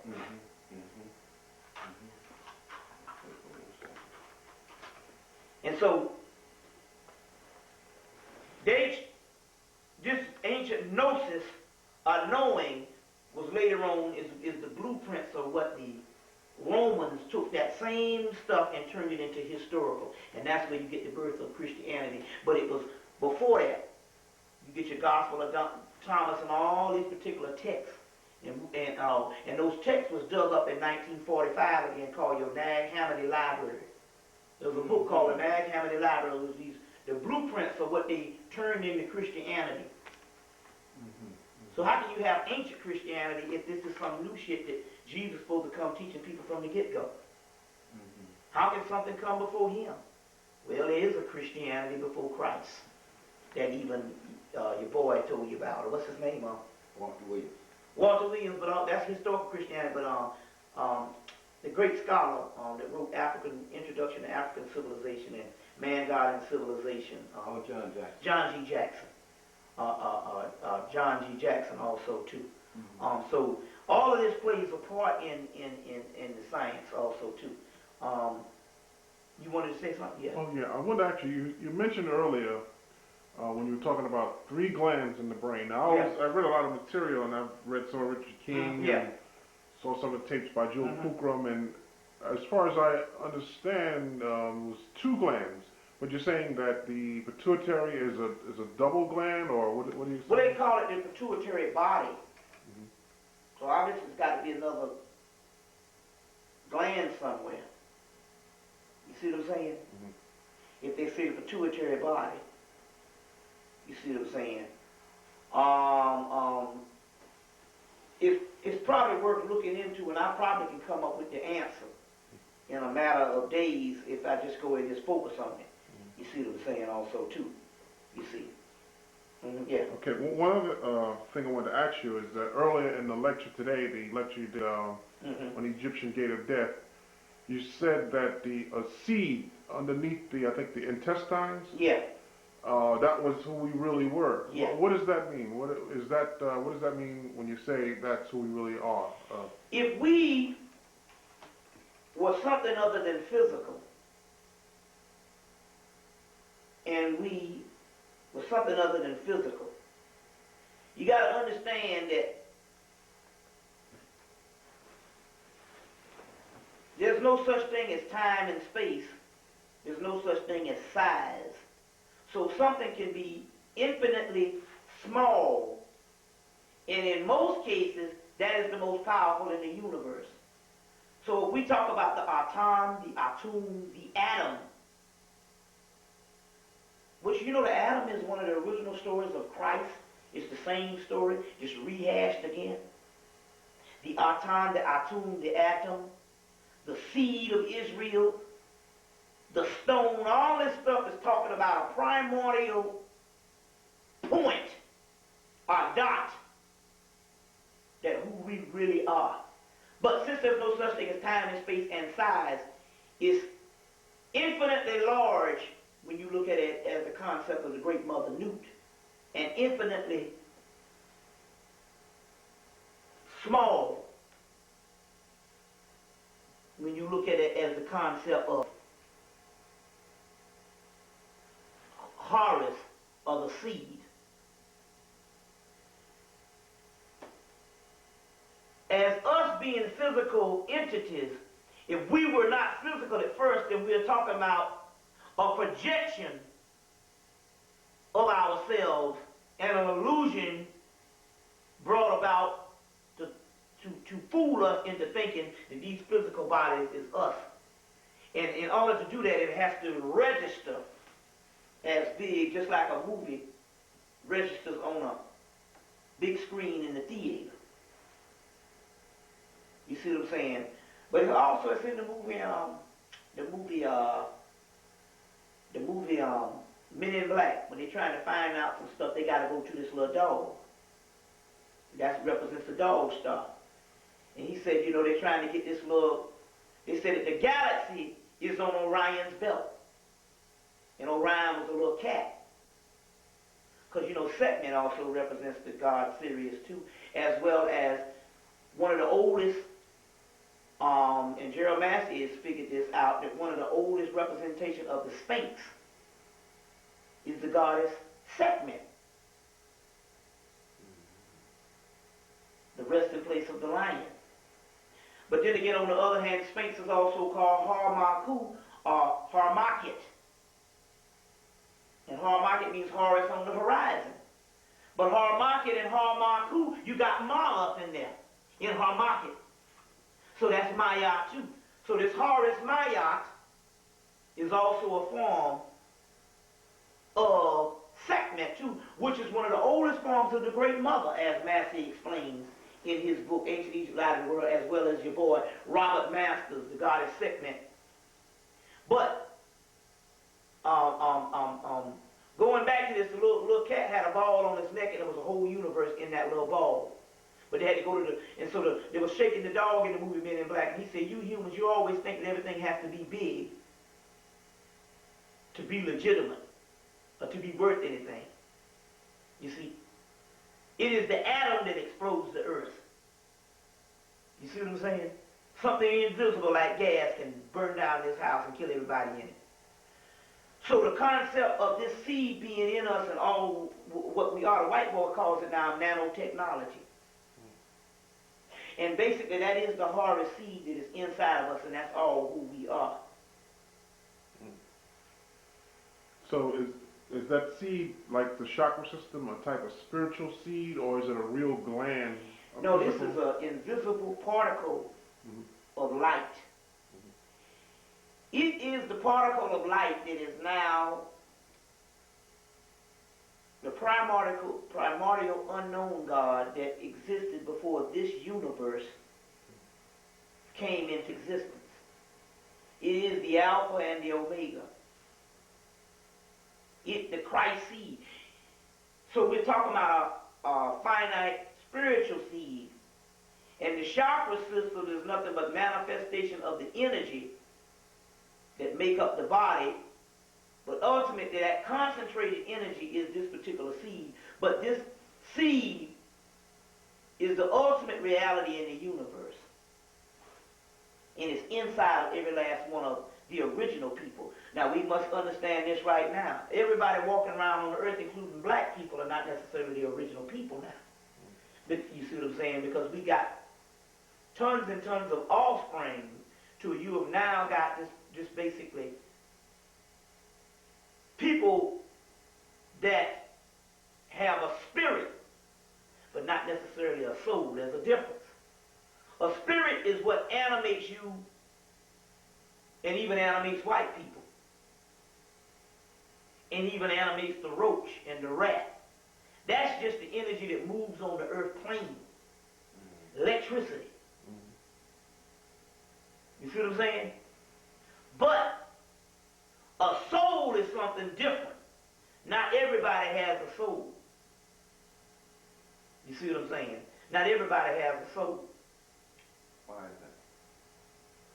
Because you got those that wasn't created outside of the earth. Which means that they are terrestrial beings. Their origin begins here on this planet and in the physical.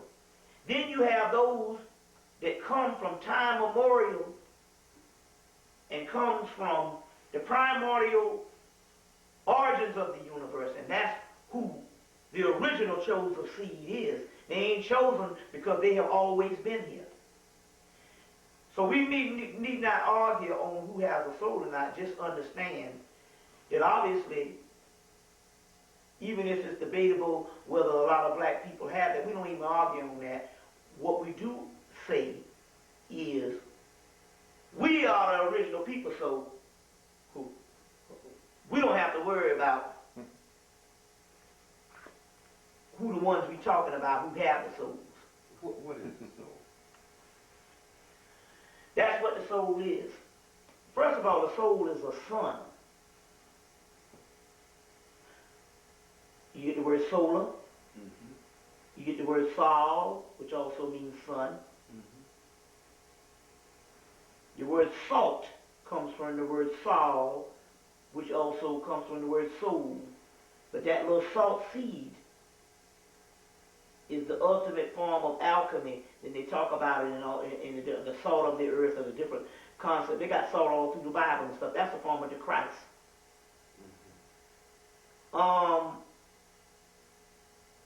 The soul is a sun, but it's not just any sun.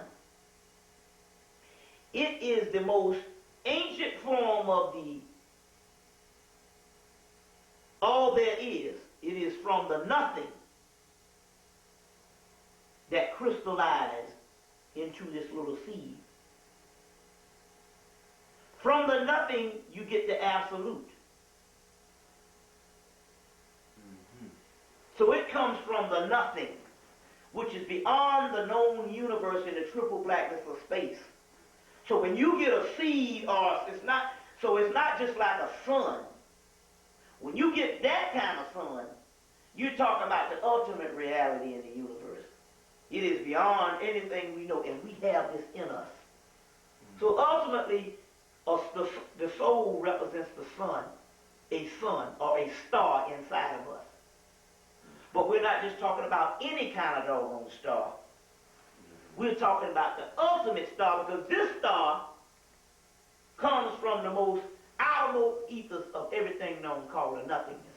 Now, what is a star? In the core of every star burns this black substance. Carbon. But the one inside of the original humans has been dormant so many years, for 13 million years in the physical, and billion years probably on the terrestrial plane, or even different aspects of the plane, even before it became to a physical level, until this thing has been shut down so much. You know how you can bottle cider and it turns into doggone alcohol or whatever, and something ferments?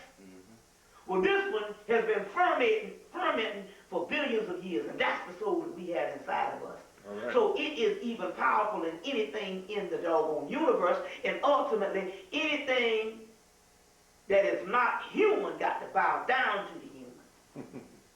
Or in this case, bow down to a black man and black woman. Bobby, let me take you back to our original question, but on the way back, we were talking about Sirius, and I had asked you a question relative to the pyramids Yeah. and Sirius. I have been told that there is a shaft in the pyramids, Yeah. which the light Mhm. of Sirius Right. will shine down through, because as we, the great year, Yeah. the 200, about 26,000 years, Yeah. 2,600 years, that the pyramids are so accurate that that light at that particular circle shines directly down Yeah. through that shaft Uh-huh. and lights up that shaft. I want you to talk about that. Well, also it happens in the pyramids. It also happens at the Temple of Dendera, where that whole Temple of Dendera was built so it can light up on so-called New Year's Day of the Heliacal horizon of Sirius, or what they call the Heliacal horizon or the Heliacal horizon of Sirius in dog days.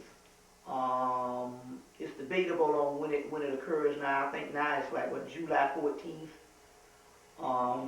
Some say July 23rd and some say June. But check your local listings of when it rises and stuff. Any basically astronomical book can basically tell you. But that pyramid is built around that. That's interesting because they put a shaft in the pyramid in 1996. They found another shaft and they stuck this Little thing in it. robot. Yeah, but they secretively opened the door and they looked up in there and they didn't let the world know about it. And it was just a group of people that's controlling that guy Hawass over there. See, the Arabs are pimps. They go to the highest bidder, whoever got the most amount of money, and you know what I'm saying. That's who, or either they serve, they take some things and relegate it to these Masonic organizations. You best believe this Hawass is over that pyramid aspect and stuff. And Kemet, he's a part of some type of Masonic thing, and he's the Uncle Tom for the white man. But anyway, they said one day that they was going to go into the pyramids in 1996, and they went in another day earlier. And when they went in that pyramid, you know that you even sent the tapes, they found a black man sitting up in there, pointing towards Sirius. And when they say the black man is a form of the king, it also represents a form of Horus. It also represents a form of our own spirit. Now it's interesting because the Honorable Elijah Muhammad, right before the so-called Master Farad Muhammad had come and taught him this information, he took him outside and said, "This will be your witness," and pointed to the star Sirius. And whenever you see the crescent and the star in Islam, especially the crescent and the star on Honorable Elijah Muhammad's hat, that's the star Sirius. As a matter of fact, it's in the Quran. One of the chapters in the Quran is called the star, the surah of the star. But what is the star? Because we got the surah of the cow, the surah of the moon. The cow represents Sirius as Heru, Hathor. But what is the surah of the star? It said this is the star that will create male and female from one single ejaculated semen and will create all things anew. He is the Lord of Sirius. That's who Allah is in the Quran. That's your link. So who is the Lord of Sirius if you in ancient Kemet? It would be Osiris, which is Greek for Sirius. You see. Or it would be Isis, Aset, which is also called the seat of Sirius, the stone seat, the seat of Sirius. As well as Horus is connected with this thing also too. Is connected with this. Our sun goes around our earth goes around the sun every 365 days. Our sun goes around a greater sun every 26,000 years. And that greater sun is Sirius. Our sun is only a relationship to a greater sun as a son to a father. Our sun only reflects the light of a greater sun, Sirius. That's why you can't find that sun when you go outside of the atmosphere. It's pitch black up there. The only thing you can see is bigger stars like Aldebaran, I think Regal, and Sirius, which is the brightest star in the hemisphere. You see. Now this is interesting. Now let's break this thing on down. The Dogon tribe in Africa says, because their mystery was to locate Sirius B. And they said there's also a Sirius C. Now look at this. The Dogon said, in the beginning, there was Sirius B. Before there was anything, there was Sirius B. The Greeks, which is the Etruscan, you need to get this right too. The Greeks are the mythology that you talk about was not created by white people. All you have to do is study shit and use your damn common sense. A caveman cannot create anything as advanced as Greek mythology.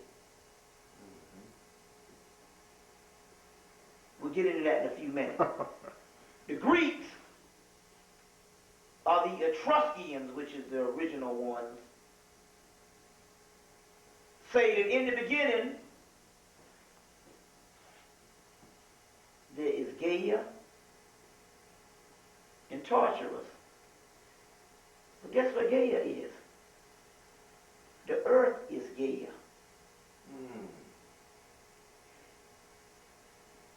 Guess what? Before there was a universe, there was an earth.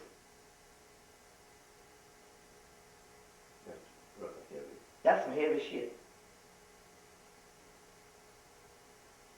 Before there was a universe, there was an earth. Gaia is also known as the Great Mother, Mother Earth. You ever heard of Mother Earth? Well, the Great Mother was in the beginning. But she fell and was transferred to another part, into this universe, in another part of the universe. And this is the result, the earth, based on the fall of the Great Mother. So when the Egyptians take Sirius and put it down on earth, because we sitting in Sirius right now. The physical earth was not here in the beginning, but the spiritual earth was here in the beginning.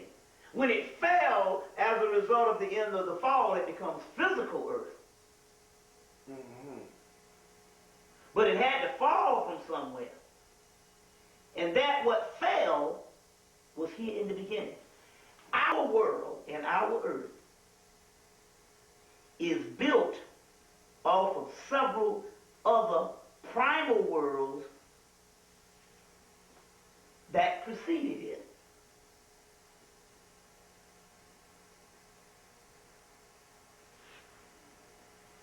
Before the universe that you know of now came into existence, there was other primal worlds or primal universes that was just as old as this universe is now.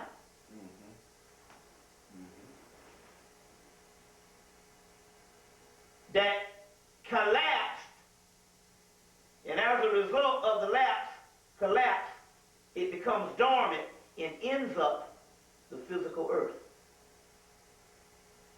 which is Sirius B.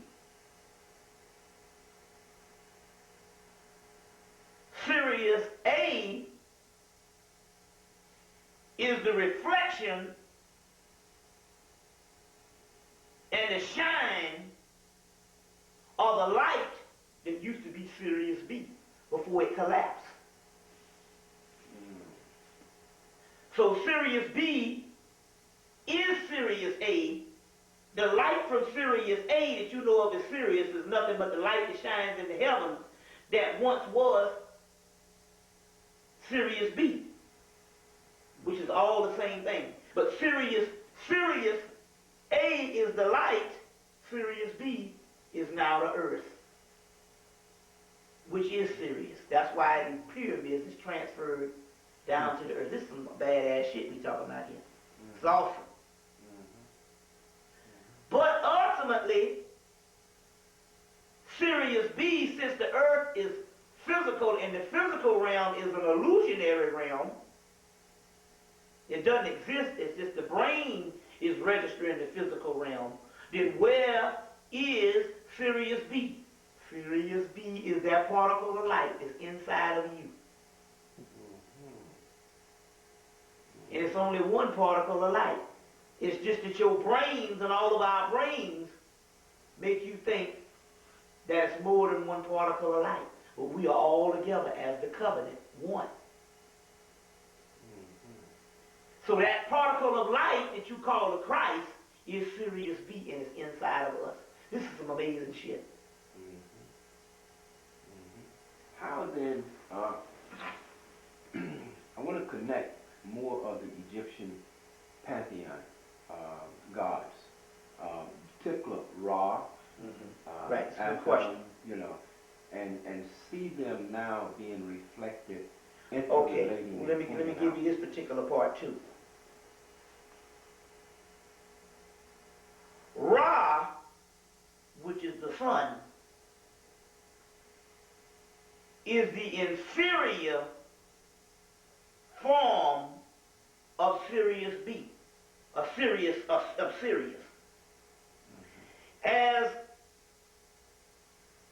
the great mother and the whole complex of the primordial realm went dormant and went to sleep, as a result of it going to sleep, it cast off a dream and a reflection. And that reflection ends up being the sun. Ra only just represents a subordinate level of a higher level that is now in exile. Even if you get the Egyptian text, you can get Ewalis Budge, Gods of the Egyptians. It's in there. It's also in The Legend of the Gods by Ewalis Budge. It's also in From Fetish to God, Ewalis Budge, and it's in the hymn on Ra and creation. Ra comes into creation by overthrowing the great dragon Apep. That great dragon Apep is Draconis, the great mother. Got different names. And it represents those primal worlds that existed before this known universe. So this sun is a light as a result of a fall, and it's only temporary. You see.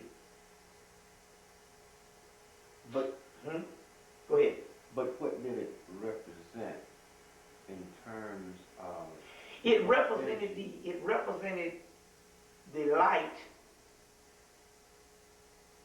It represented the light and the energy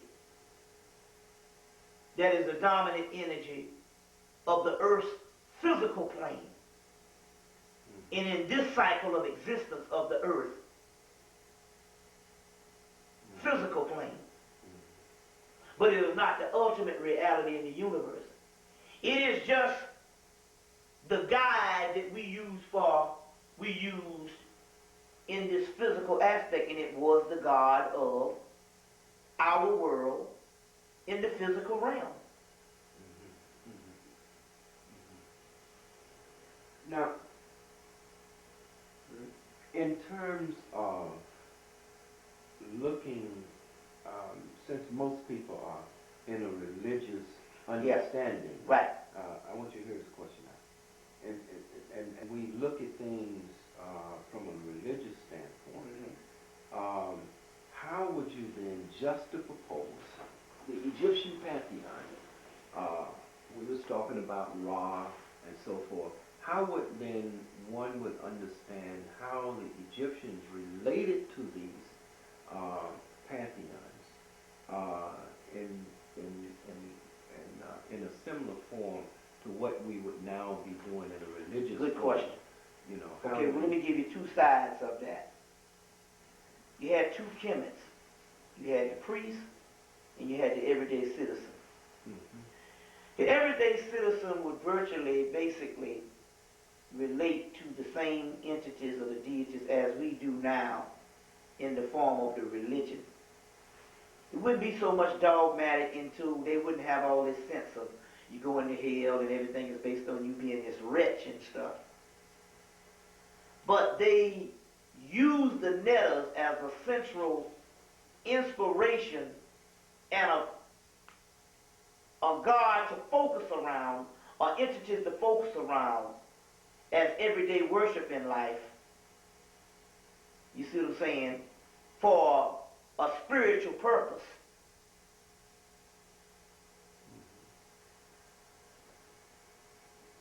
The priest understood it on another high level. But the initiate in Rudolf Steiner's book called Cosmic Hierarchies, he has an excellent part in there. He talks about how the initiates would go into the mystery system, and for 30 years of their life, everything was centered around the gods, and they would believe that the gods were these entities that ruled over their life. And then at age 30, they would come and say, you know those gods? They were once human like we were. And what this would do, the initiate would have to get over that fact. I've been worshiping these gods for 30 years. And now I find out that not only they are people like I am, but I too have the potential of those gods. Okay. Mm-hmm. Mm-hmm. Mm-hmm. As a matter of fact, that's what my training is, to become gods. Mm-hmm. Mm-hmm. Mm-hmm. If you want to use another word, become one with the ultimate principle in the universe. Mm-hmm. So why would they wait till he's 30? First of all, you must understand if they tell him to worship this thing in a certain severe way,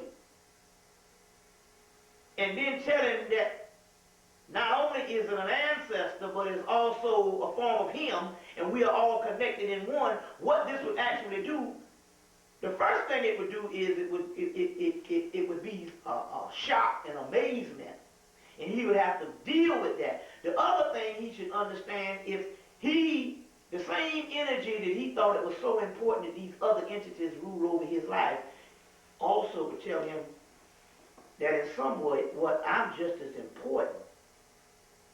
And in so many words, he will understand the mass responsibility and just how important he is. So on one aspect,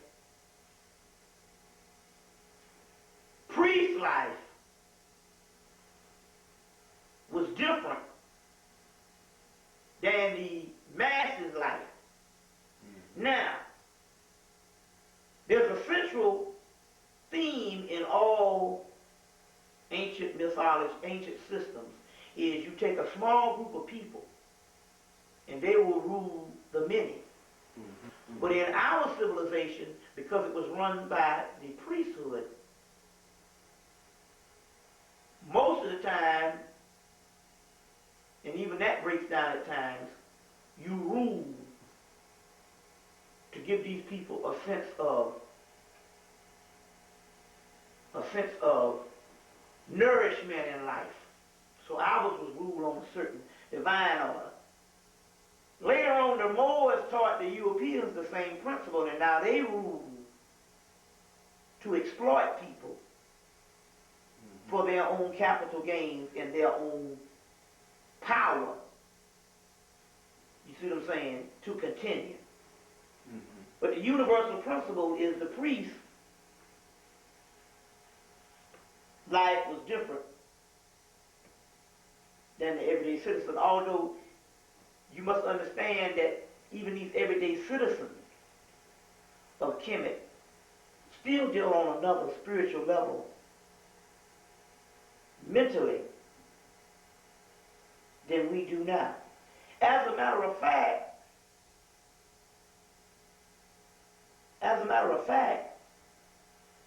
we could somewhat say that Egypt wasn't, although it was physical,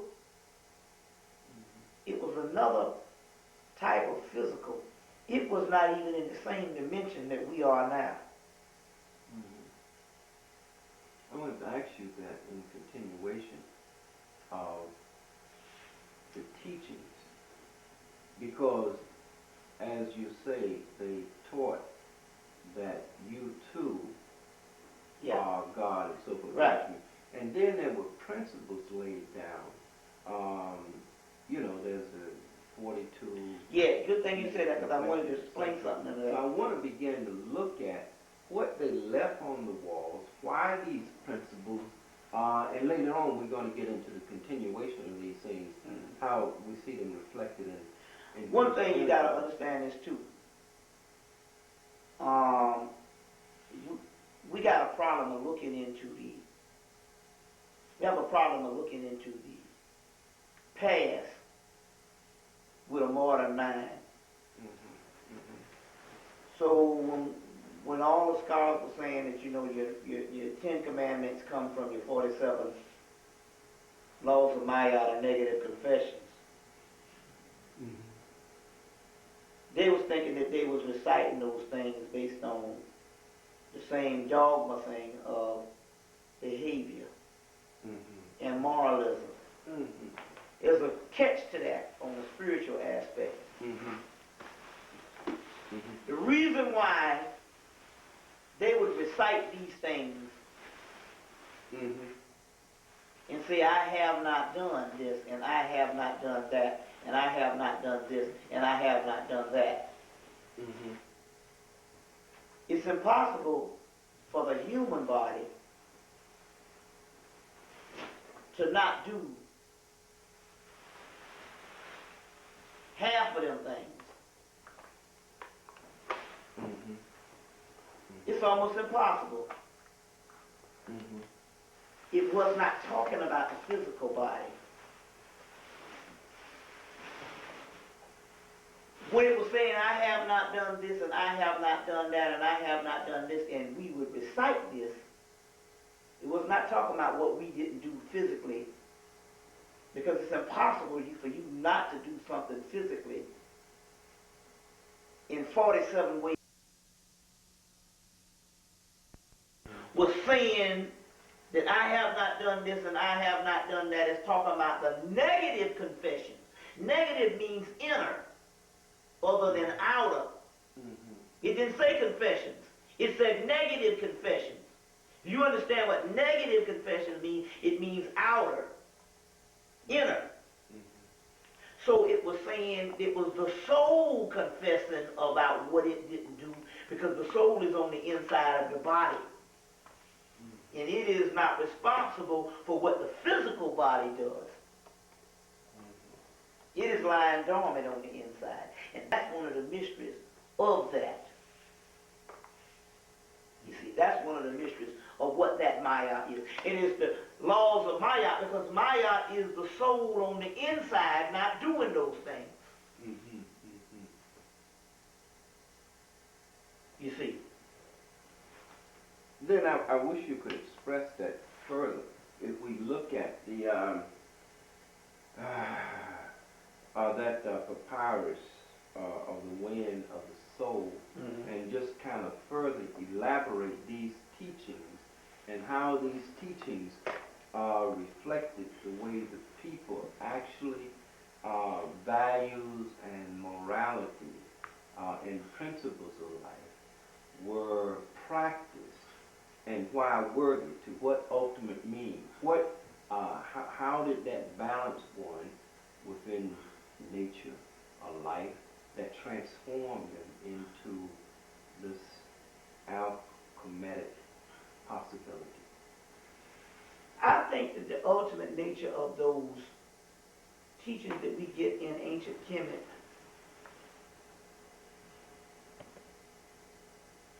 had more to do with them preparing to teach a people after they totally fall than it was those people of that day.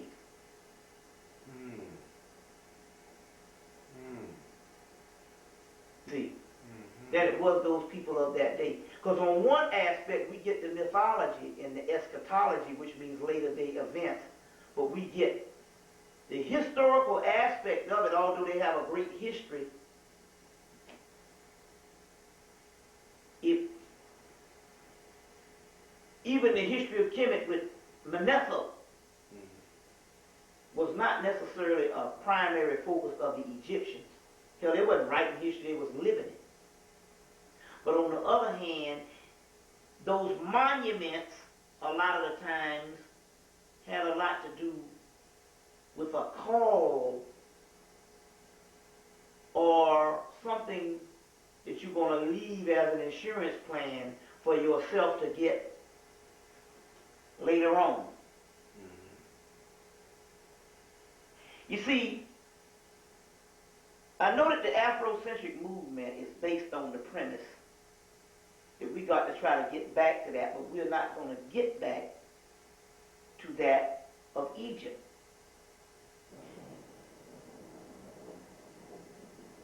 If we were supposed to get back to that of Kemet on the physical realm, we wouldn't have damn let the shit fall in the first place when we had a 4,000-year warning.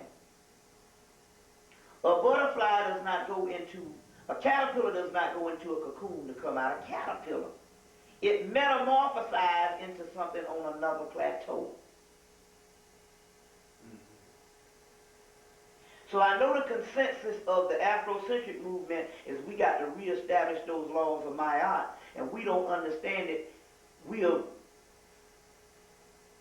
reestablishing those laws of Maat, not from the outside, but from the inside of what we are becoming. And whether we know this or not, the deterioration and the pain and suffering of our people is a part of the process. Now, I'm not talking about from the Christian standpoint, oh, I'll suffer now so I can get into heaven. But we're talking about energy has to go to the lowest state so the molecules can ferment and putrefy to get to a higher state. So it was inevitable that this happens.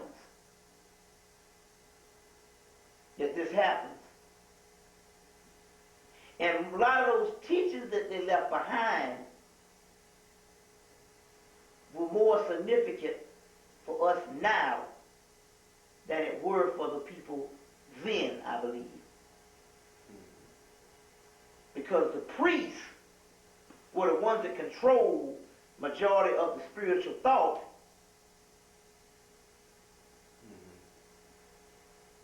Outside of the everyday citizen, but they didn't need the type of moralism that we need, because if a person's nature is good behavior, we can't think of that concept now. Because number one, we live in a land with a grown-up juvenile delinquent and a vile cold beast that gives us our thought. So we can't even fathom just for people nature being good. That's what Muhammad said. The black man and black woman's nature is righteous. in that aspect of those people. So they didn't have to spend time in the type of moralism that we think on behavior. Certain things were just commonplace and just the way things were. You see what I'm saying? So what we are mistaken for all that moralism is the lining up of energies. Okay, that's what I want you to get into. Yes, sir. Keep going. Is the lining up of energies to flow as a certain order of things other than us behaving. A dog don't need no book on how to learn how to behave. He don't need no instruction manuals, and large temples on learning how to behave. The whole concept of moralism is a later day concept put in by Rome and later day religions for control. We didn't spend the most of our lives behaving as we have done something wrong, because the concept of us being something to be ashamed of is not even an African concept. You see what I'm saying? So we don't have to apologize and spend all the time in moralism. What we are misconstruing is we're taking a Christian model and trying to line it up with what we see in the ancient world, and it don't go that way. These principles were applied to scientific measurements on how you even function on the physical realm of lining up energies. And you can line up energies magically to do your bidding in all types of forms of everyday life, including lining up energies on the way you thought to get through certain situations. So we're talking about gods in operation with the primordial forces of the universe, other than somebody talking about bowing down and got to appease God. So we're talking about an advanced ecological system and a spiritual system, which is science at work.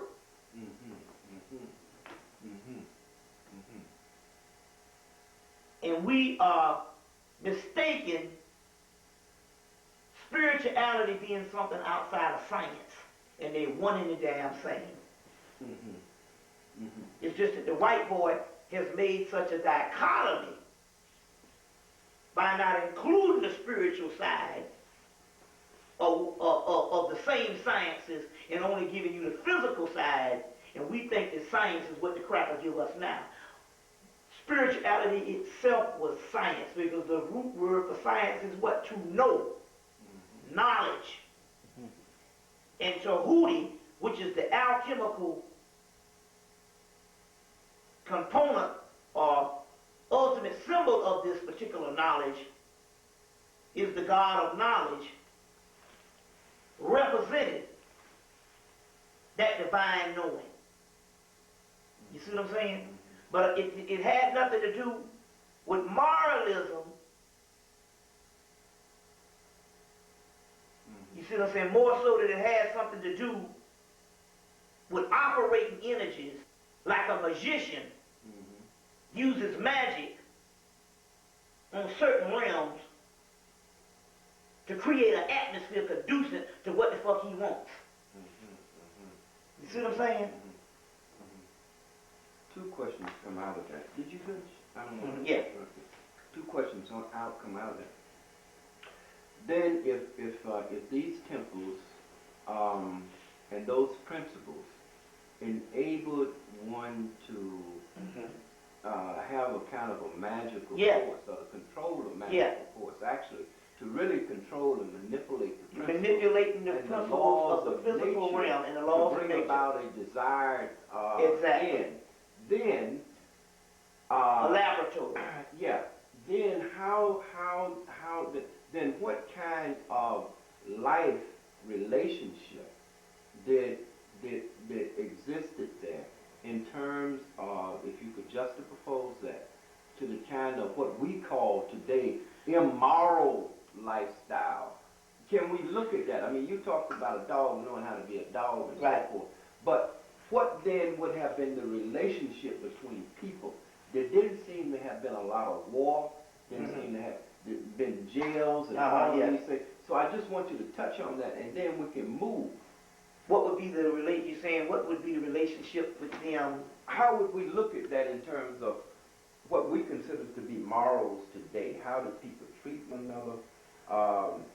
Was there a great deal of violence and destruction placed upon one another, fighting and killing and so Well, on? anytime you What kept that from happening? Well, what kept that from happening was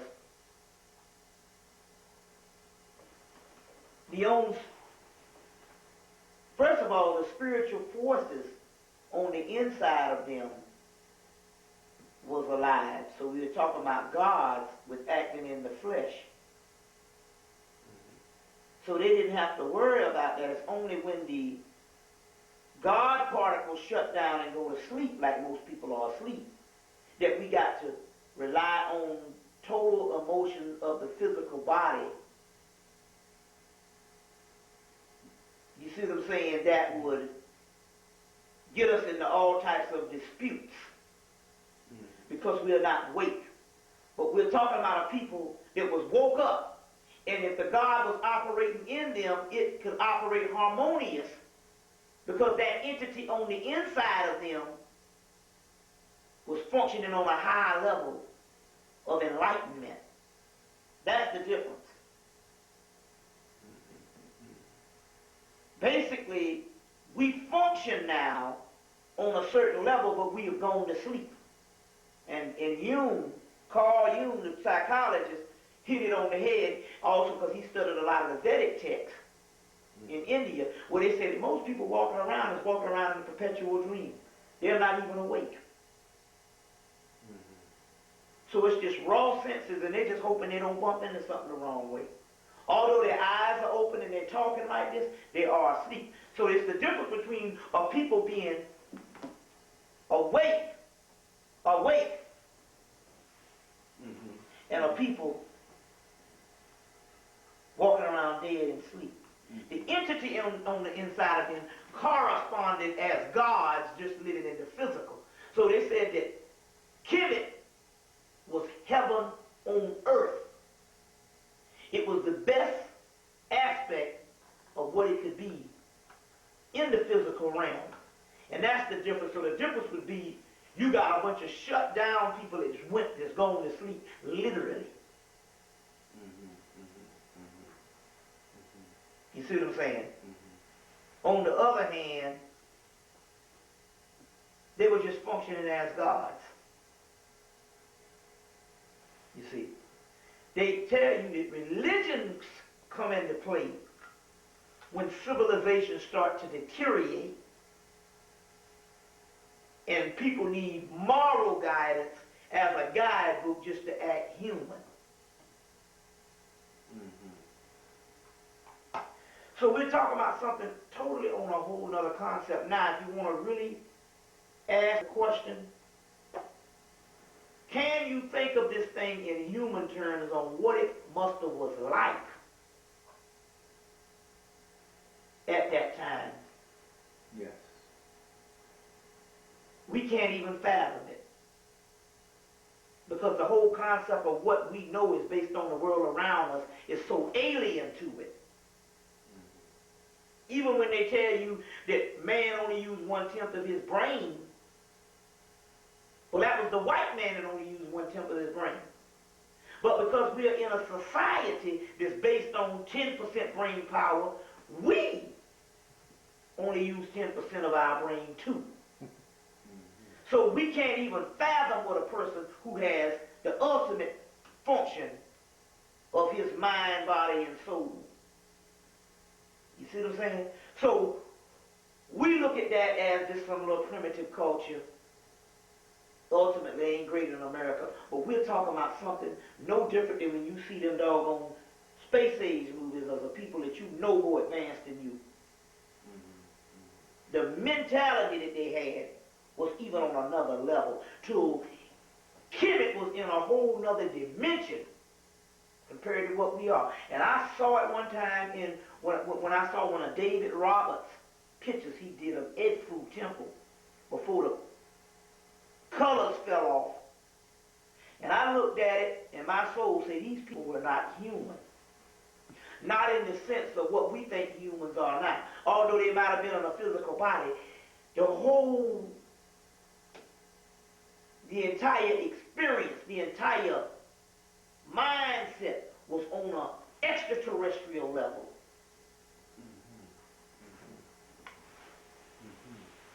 That we can't even begin to fathom what we have fallen from, because we are in a dream state. And although we, a little bit of conscious people, are waking up, we just don't have the memory or the data to even indicate something like that in a world fucked up like this. But every now and then we get glimpses of it. And we can't even explain the shit. So that would be an aspect of it. Then, Bobby, I must ask you this question, because it is a question that young people will always put to me in seeing this. Yeah. If at that time African people were anywhere near this this level of being, how then could some people that we consider to be barbaric and subhuman have ever penetrated that world, let alone to bring it to its knees and dominate it? So I would like for you to kind of look at great question. How that happened, how long that may have taken, and then who are these people that came in that we call Greeks and Romans, and at what period did this penetrate? Okay. Pretty much that's the general historical thing. You can pretty much know it when the invasion started. That's pretty general as far as knowledge and I've been covered. And it's pretty general, but what I can say is we did not fall based on outside invaders coming in. The outside invasions was a part of the process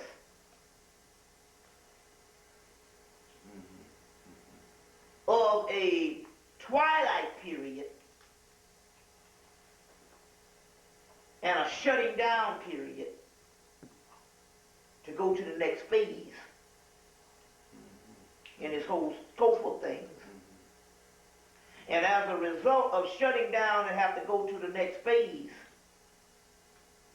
these things came into play, no matter how horrible they seem, as a result of what it had to take to go to another phase.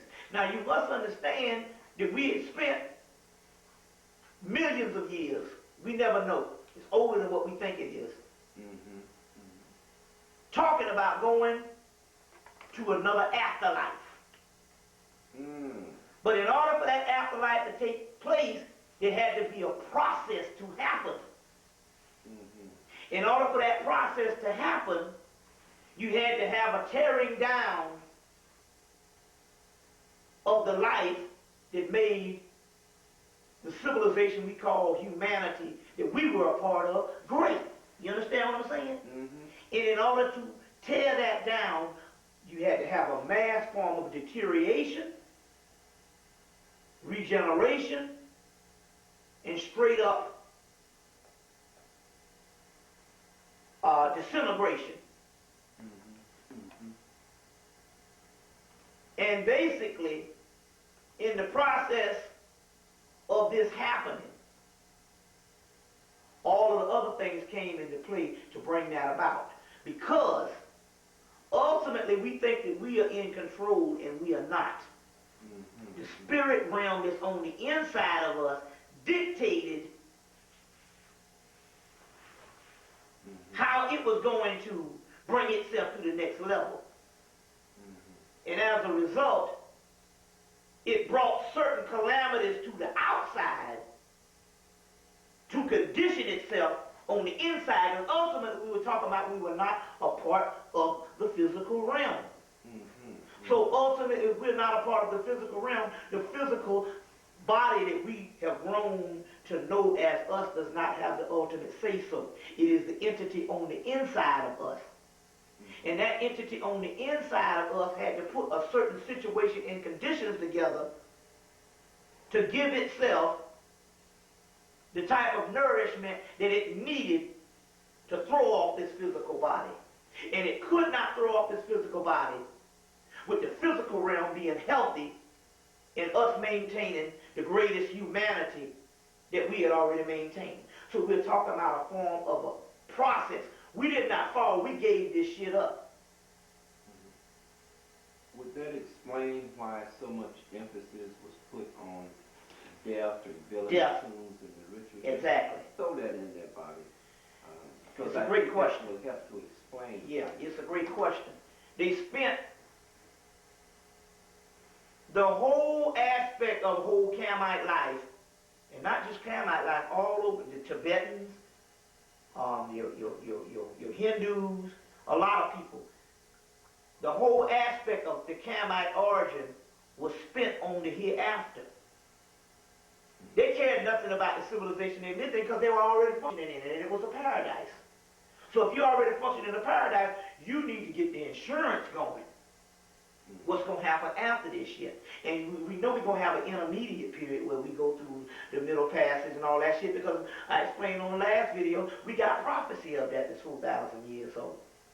So if you know that you're going to go doggone deteriorate in this realm, you have to get things in order to set yourself up for the afterlife. You see what I'm saying? And so they understood that in actuality that they had to focus on death itself so that they can have a greater understanding of death, to teach themselves after they wake up in the middle of slavery. See, basically what we did is we understood that we was going to go into slavery, and basically we put certain things in order that only a few of us need to know.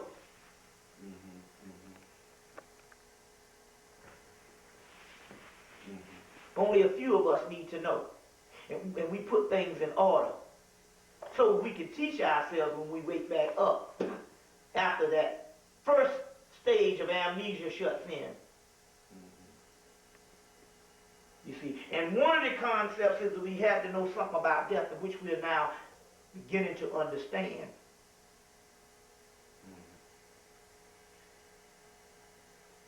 Death is who we are. Because if we are talking about death in the, if we're talking about death in the, is that you think cutting off? Definitely working with an angel right now. Yeah, because it's basically, that's what's talking. Yeah. Yeah, because none of this shit I haven't even studied, I even counted. I'm just talking off the top of my head. We definitely work with basically spirit that's right spirit. now. You see, that's the spirit realm. All right. So death is who we are, because if this is an illusion called Maya in India, then what we call death has to be life. So when we study the dead, we were studying life. It just seems dead on the physical realm, but it's literally the ultimate reality of what life is. And it is because of us not having an understanding of death which plagues us with problems. And that's what the thrice great Hermes, Walter Scott's Hermetical book says, that basically man does not understand the process of death and what it's all about, and as a result he has become a slave to living. He's trying to survive at all costs, although what he's trying to survive in might not necessarily be anything worth even surviving for. But that's not the point. He's become afraid of death because he is deteriorated to the point that he don't even want to know the unknown. You see. Then, may I ask you, I like to move with that understanding. We're talking about a process of this deterioration and a process of transformation. Right. And then a new entity begins to come about. Exactly. That new entity then becomes the European, which Right. becomes the instrument Right. of the deterioration Yeah. and transformation. Talk about that. And then let's kind of bring that into being. First of all, where we get the Greeks, the Romans, European, white man, and so forth. yeah, the European or the white man was needed.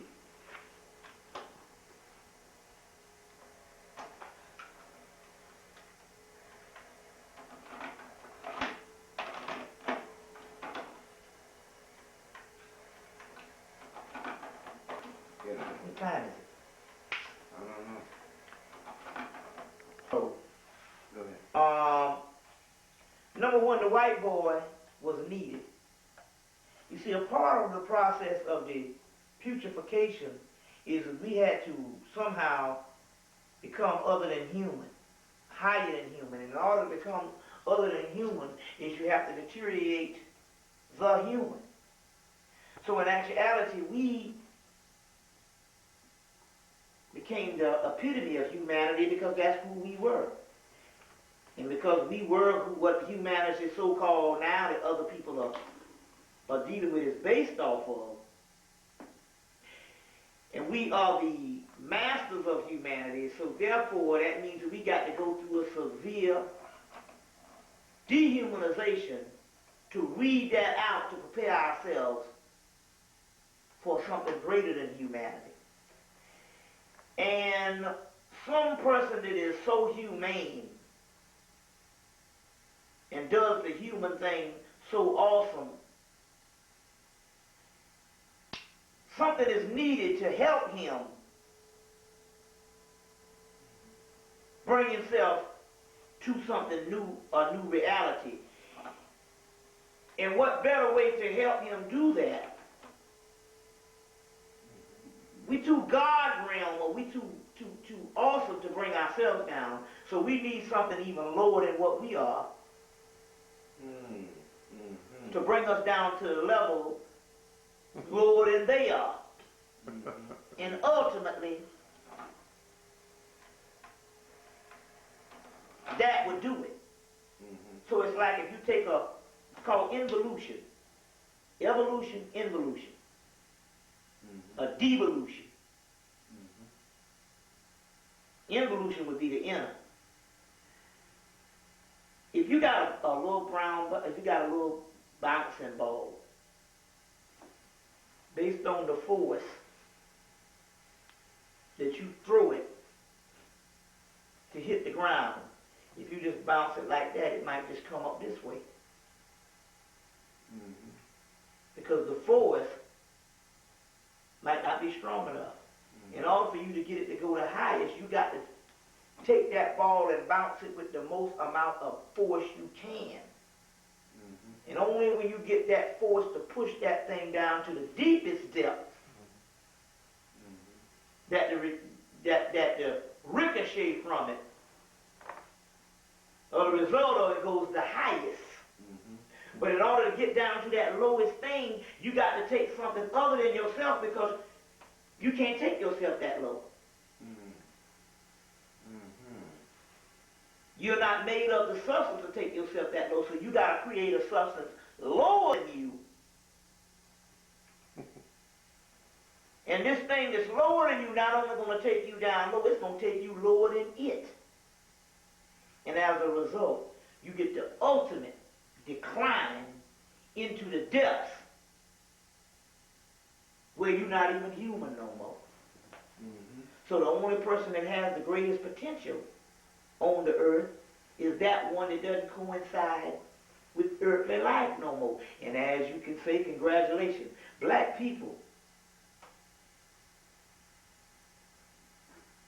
put the doggone F in fucking up everything. That is the divine part. You see, like I said today, if Christ is a donkey, he rides in on a donkey. Also, he's known as Set. And in the Gnostic, Christ is also called Seth. But he rides in on a donkey because a donkey represents something stubborn. And something stubborn goes against the order of nature. That's what the Christ is. The Christ doesn't coincide with nature because he's supposed to be an entity that is higher than the universe itself. Well, let's look at the way we function as a people. We don't correspond with nothing now. Other races can come in and do anything on the level of humanity that we can't do now. That, my friend, is what the Christ is.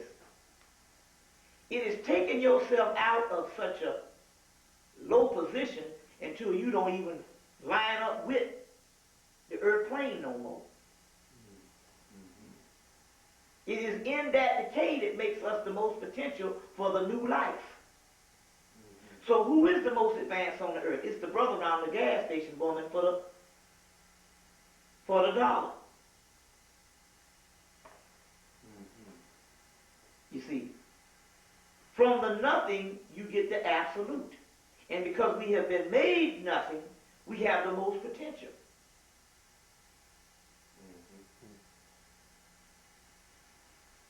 That, if you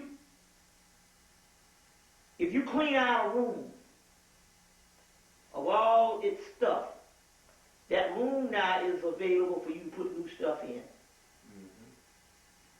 So the person who has the most potential is the person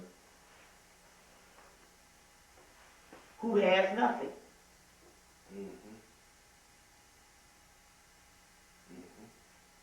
If you want to, in order for you to bring the new, you have to demolish the old.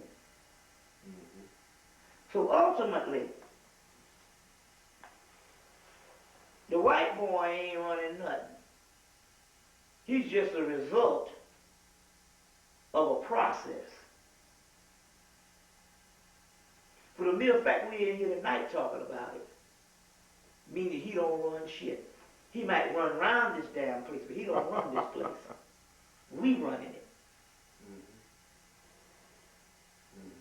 You see, we are in charge.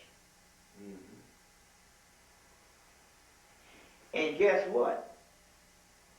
Sad for him, he knows it. He knows it. He know we in charge. Because whatever eyes he does have, they're open. And he knows no matter how much he plans for some stuff, his date with destiny is coming right on time as expected.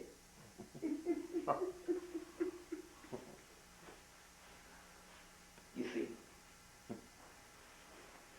Bobby, may I ask you a follow-up question? Because I want to create a little continuity in getting to these priests.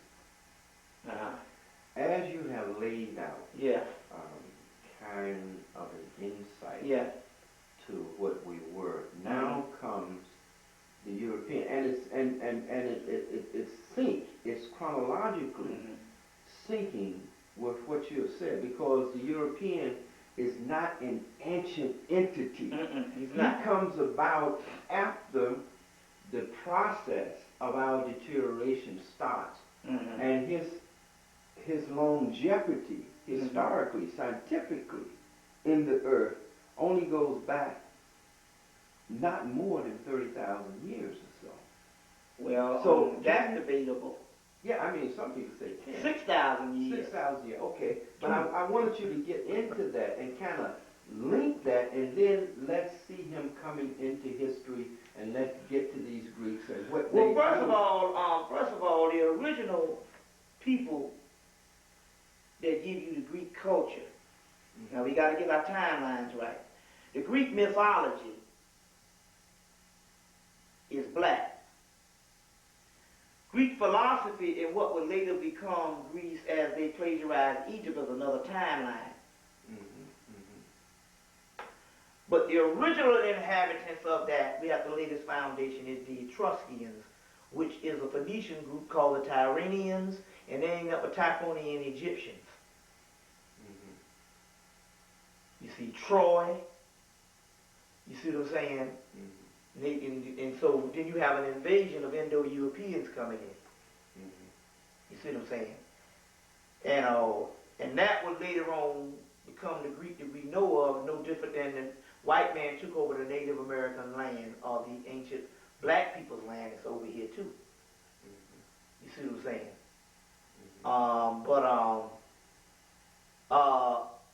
As talking about that white Greece who came in and borrowed first the culture of the land and the language of the land, because that language of Greek and Latin from Rome is a black language brought to you by the doggone Etruscans.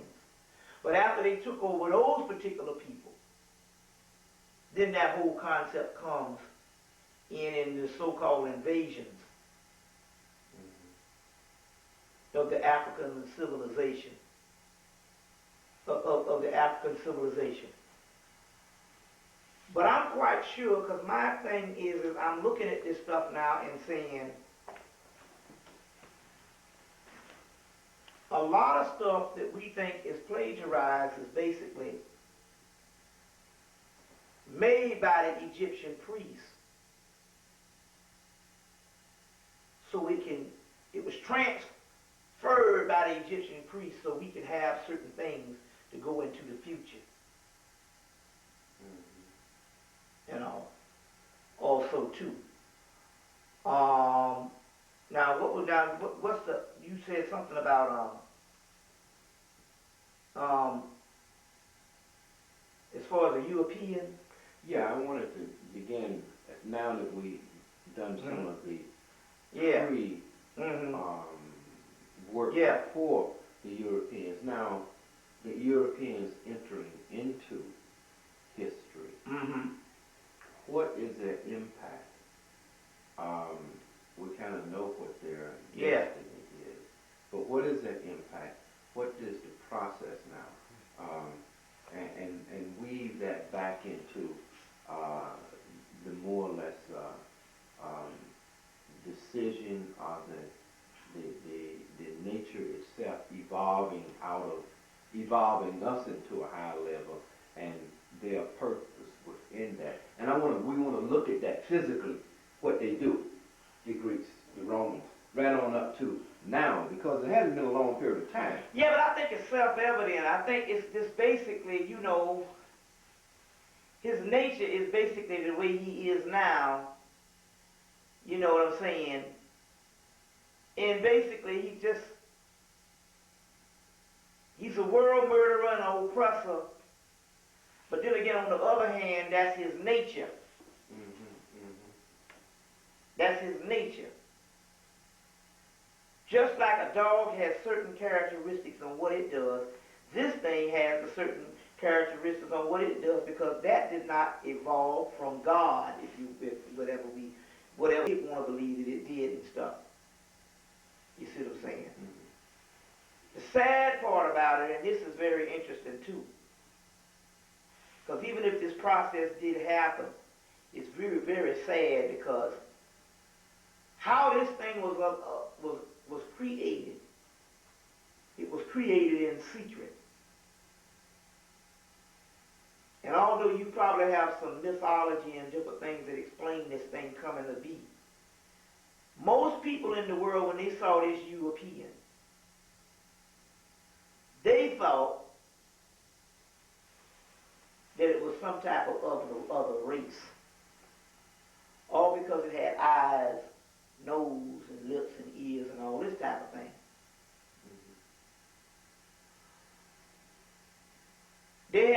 idea that this was created by a certain advanced priest.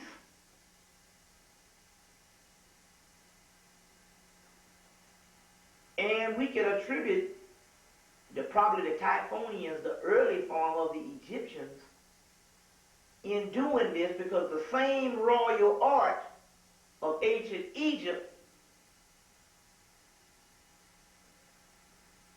alchemy, was also used to create this European in a form of gene splicing animal DNA with human DNA.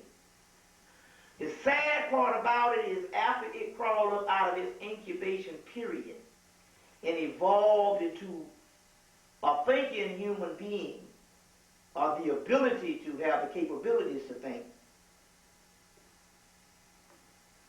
we mistook it for another type of brand, if you want to call it, of the human race. And it was not. It was a monster, Frankenstein. You see, a counterfeit spirit. And we still are not sure today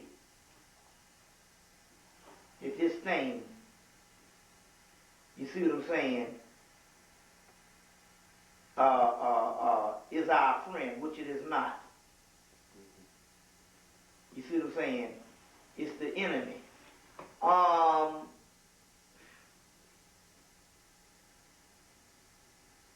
And that is the point. When we talk about the white Greeks and different things, well, let's look at another concept, because maybe the Egyptians, for the sake of the earth, or the Hemmites, for the sake of the earth, even if you don't ascribe to them being made, well, there's so much evidence on that and all, until it just didn't evolve. You don't have, because even in nature, nature doesn't even give you a whole race of freaks. A mutation happens every 1 million chance out of, so you know what I'm saying? You wouldn't get a whole race of mutants. It would be, you know what I'm saying? 1,000,000 to 1.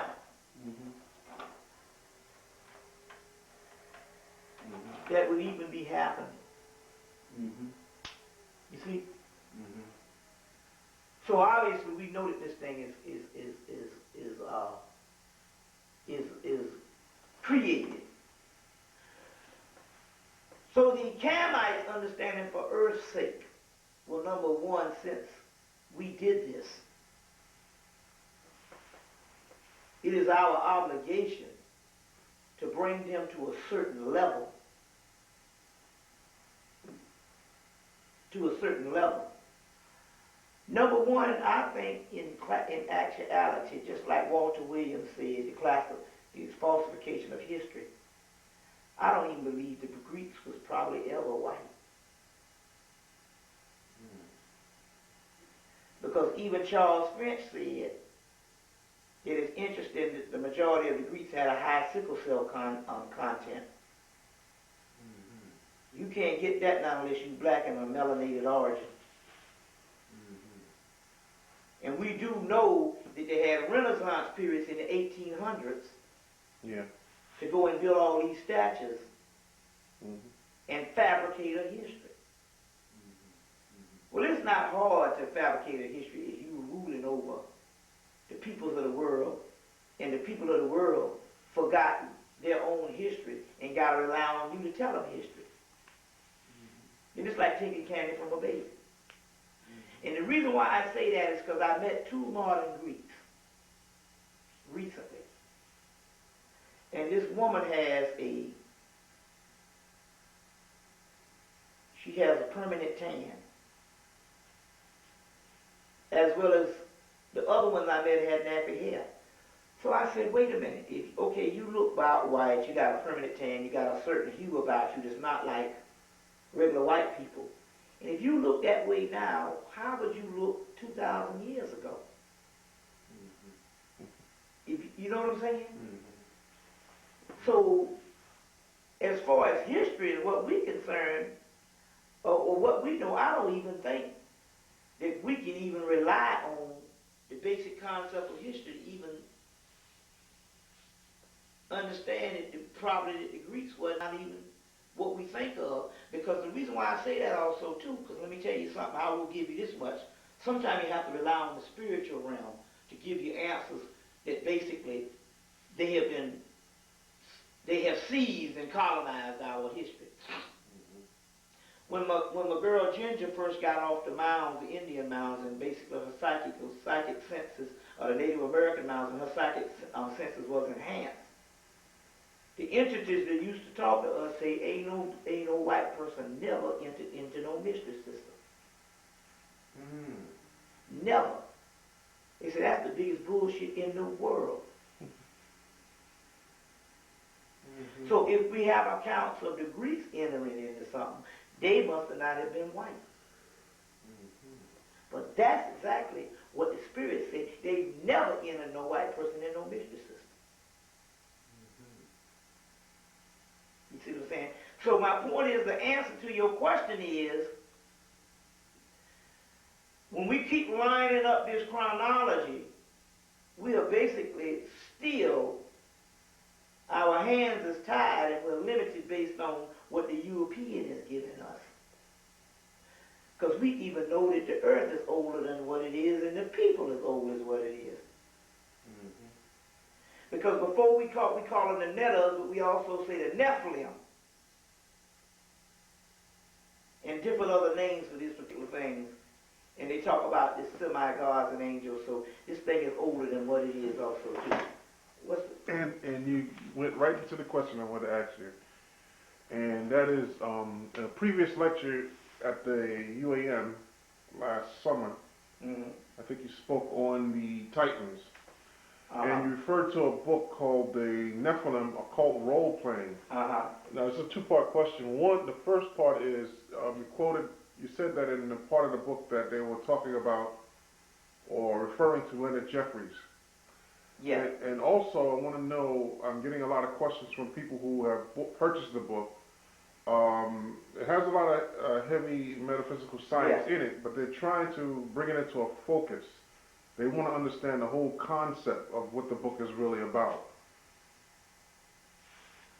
Well, basically, the book, the role-playing game is you take these books and you study and you play these roles, and you try to become certain characters so you can basically win this game. But in the process of winning the game, you're actually learning something about the actual system. They clearly basically say at the beginning of the book that basically you initiate into this system in the role playing, and ultimately you basically, the system is you basically use the magic to become gods. It's in the first part of the actual book. In the first part of the actual book.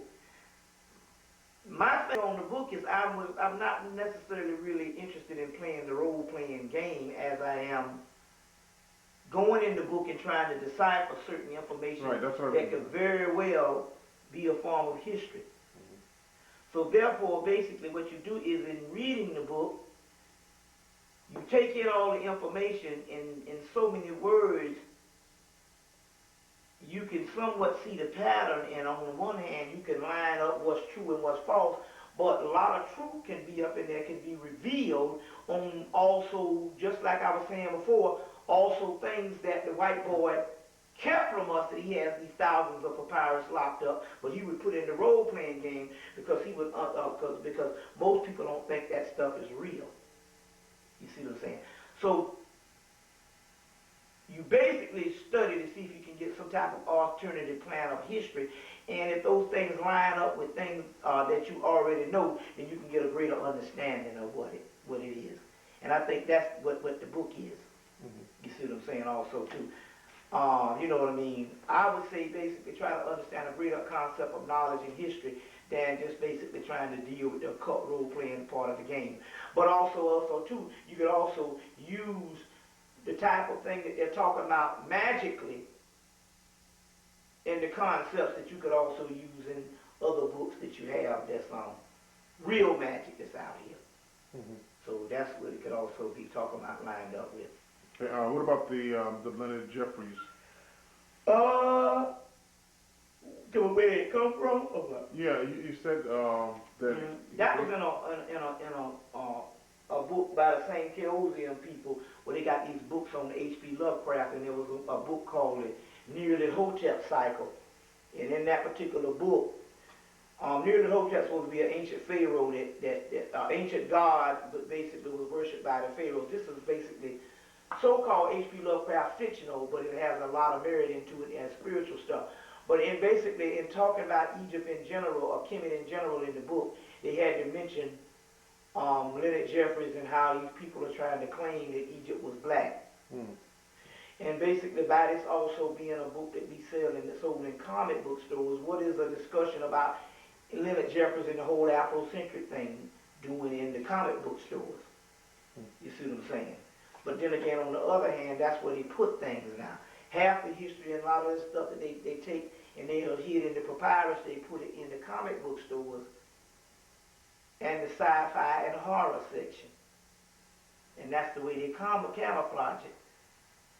You can find the real true history in those things because they understand in actuality it's safe to do it that way, even if it's some stuff that they might come and tell the truth and give you some knowledge on.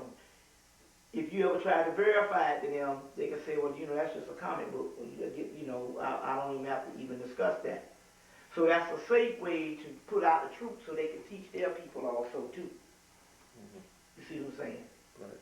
Bobby, if I may, we started out really on a spiritual plane, and from the beginning I said, I'm winding down, but I did want to deal with that transformation of this of the Egyptian godhood of pantheon into Christianity. What I want to know, our folks are in the church, and they need to have some kind of understanding of what it is that they are really worshiping, what it is that they're doing.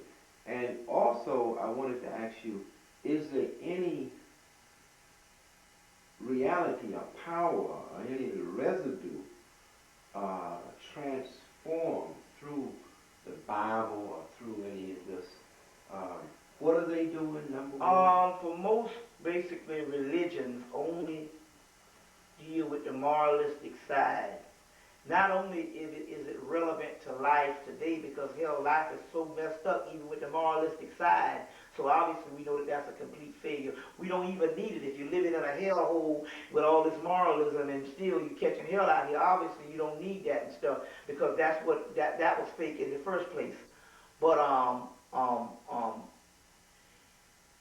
so pretty much they're not gonna really get anything out of religion if they don't try to understand and get into metaphysical and occult training and try to understand the science behind what these scriptures is trying to put forth. Straight up worship and all is just basically a ceremony, inspirational a ceremony, which really has nothing to do with anything. You can get just as inspired from a damn TV show, or some good music, or a good movie. If you want inspiration, that you don't even need no church for. So, for all intents and purposes, the church is far removed from the ancient spiritual mystery system as a hog from the moon. It's just that even in the concept of when we started getting back into this ancient knowledge, we said, we understand that Christianity and all that came up out of that. But we're still looking at an ancient system with modern eyes. psychologically, we do a disservice because in actuality, you have to get rid of the entire model itself to even try to even begin to contemplate what they were even dealing with. In that case,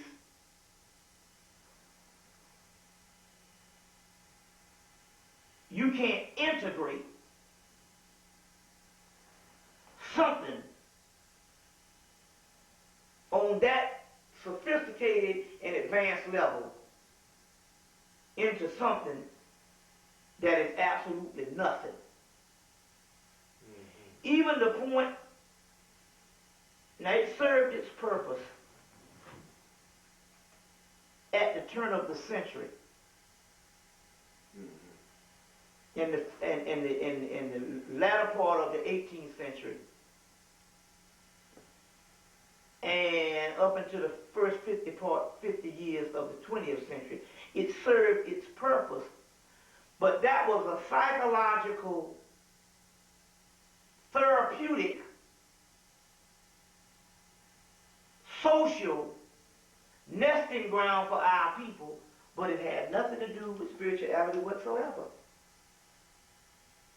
If you do the history on it, it was a social organization and a place for gathering. But as far as spirituality, it has nothing to do with science of what the Egyptians was talking about. Although we can say that the literature has its origin in Kemet, the theology is something totally different. As a result, it does more damage because it is designed to give you a fear of the unknown, thinking you're going to go to hell. And as a result, you may never tap into what these people was dealing with. Case in point, the whole inner workings of our beings, from the dream realm, the death realm, the psychic realm, and everything, was called the underworld. In ancient Kemet, ancient Babylonia, or whatever, ancient Greece too, based on the black Greeks. And 2,000 years ago, they outlawed the underworld and called that all satanic and evil, which in actuality, it is Amenta, land of Amen, hidden land, is the only reality that there is. So when somebody takes the primary focus of that unseen real that you were trying to get to and outlaw it as evil, that means that the whole concept of this resurrection, the door is locked. Because ultimately what we're talking about is moralism and behavior, and that ain't got shit to do with the inner process of your soul and your spirit that's in the triple blackness of space inside your body. It cares nothing. You understand what I'm saying? On some little old customs and shit. On what day that you worship. And whether you drink some fucking communion wine and eat some little slab of bread. Although these things are left over from cultures that understood the more esoteric meaning of them, but at that time all this stuff is lost. And if we're going to deal with knowledge, we have to take knowledge and truth no matter how hard it hurts. You can't integrate the two. That's why after all this great citadels of learning, the last 15 years, the church is still as far away from the truth of its African origins as a hog from the moon. You see what I'm saying? Well, I just want to say thanks for making your way to New York, you and your mate. 3 great historic lectures. Also want to thank Clemson Brown for opening his doors to you, because without him, it may not have been possible.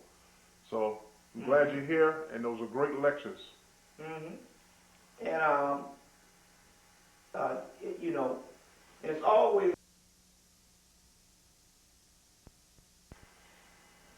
in trying to reshape history and trying to get a greater understanding of what we're dealing with. We are, in fact, should be celebrating to even have this opportunity to even do this right now. This is great stuff that we're doing right here, right now, tonight at 4 o'clock in the morning. And not only that, knowing that it's going to go out and go and inspire some person who is searching to learn this thing. But we must say this also: it is not based on the people that we wake up. It is based on the people that's woke, or the people that's wake, and is searching for an answer. And we're giving them the solution. You see what I'm saying? You can't worry about the ones that you can't reach, because you never had them. You can only worry about the nourishment of the ones that's wake, because the ones that's wake is the ones that's supposed to get it now. It's just like you said, the people who see your tapes for the first time, the first thing they say is they've been looking for this type of stuff, and as soon as they hear it, they knew it was for them. That's right. They didn't have to learn things to get to it. Although then you can have somebody that come in and hear it for the first time and go, who the hell is that crazy nigga? Right. You see what I'm saying?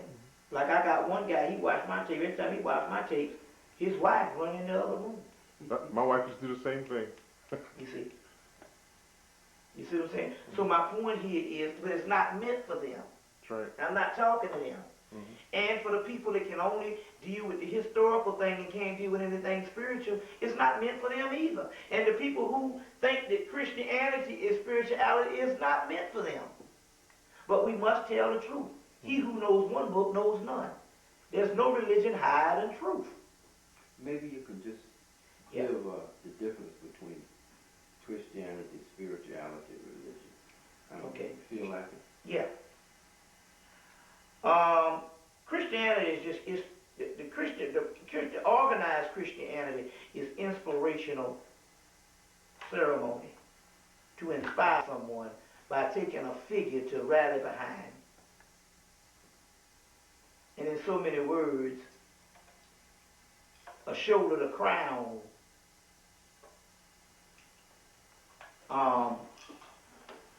And basically that's inspiration, as well as the dark side of that is dogma, to feel better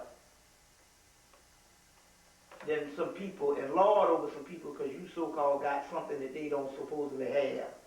Jesus in your life. It's a way to feel superior.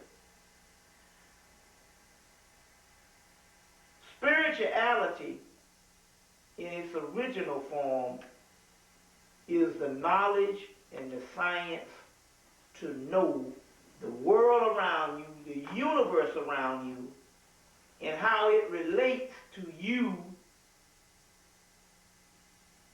in both dark and light terms, and ultimately understanding that there's no such thing as good and evil. It's just the way you manipulate forces. But even if you even decide to manipulate forces one way or the other, that's just the way things is designed to be on the planet Earth in the first place.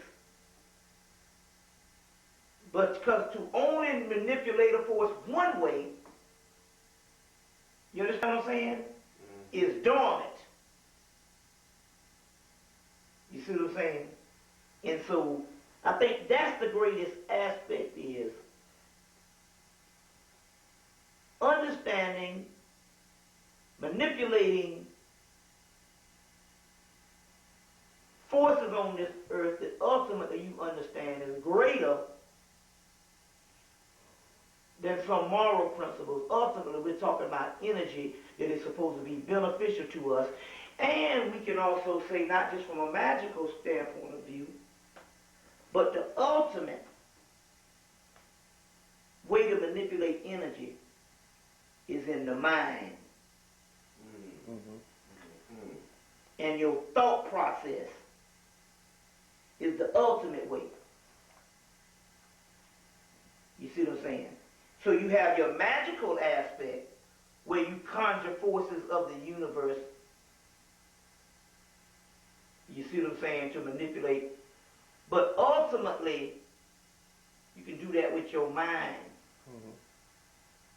which is the ultimate laboratory. Your subconscious mind creates a world around you, but before it creates the world that you need to understand, it has to be convinced that it is real. And the only way that it can know it is real by understanding the knowledge and the truth. Earlier you talked about dreams. Now I've been running a few. I always run experiments on different things. I'm trying out double blizz dials and all this kind of stuff, and I do different experiments on different things that I hear about in metaphysical lectures. One of the things I'm running an experiment on now that I find that is working is a black light. When I use a black light at night, I have at least 5 or 6 different dreams a night. You remember they had a lot of black lights in the 70s? And now they're very hard to find in most of the country. You just can't run up on a black light. I don't know about here in New York, but you know, you can go to certain shops and stuff, but you know, they used to be everywhere in the 70s. They cut down on them because they understood that stuff could deal with that type of phenomenon. I find that it works. Tapping into altered states of consciousness. You see what I'm saying? Also too. And they cut down on those types of things also too. One way to tap into your dreams is also you get some B6 and niacin and take that. Another way, you know, always start going to bed with some type of pad. Well, guaranteed when you wake up you can remember it, but no sooner than probably 20-something minutes or 30-something minutes, now unless it's something major, you forget most of the stuff. And probably less than that for most people. But with this black light on, when I have these dreams, I'll go back to sleep and finish off the dream I came out of. So I found that the black light actually works. That's interesting. Now that's good because that's another one. When I start tapping into this, what we're going to have to deal with. And also, too, you know, the Egyptians or the Canaanites dealt with the dream realm a lot. There was a whole Egyptian books of dreams. And it was volumes of this particular stuff. But, you know, your Aborigine, that time when I talked about before there was a physical realm, that was the primordial realm, that was the dream time by the Aborigines. Call it the dream time. So in actuality, when you go to sleep at night, you were actually experiencing the time before you were physical.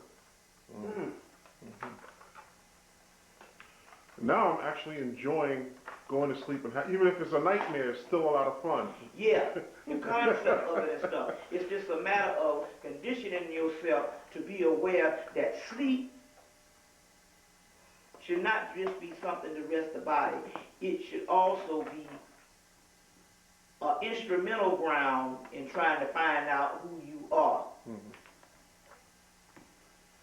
Or trying to find the experiences of what dreams are really. And dreams is nothing but the primordial land that once existed on the first primal state of the earth.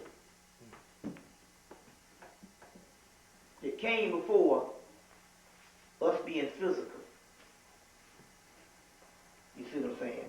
And that's what we need to tap into also. You got any other questions, Mr. Brown? No, if we're going to going to a museum in the morning, I'm going to let you get some sleep. Yeah. Okay. I'm telling you. Well, like I said, this is New York City, and are we still on? Yeah. Yes, sir. It's New York City, and basically it's been great. And I'm glad to utilize my time and all, because this is what we should long for. Like they said, in ancient Kemet, every day you live, you're supposed to learn something. And the day that you didn't learn something was the day you didn't live. Bobby, I would like to thank you for this session. All the sessions we have had here, the ancestors have always met us.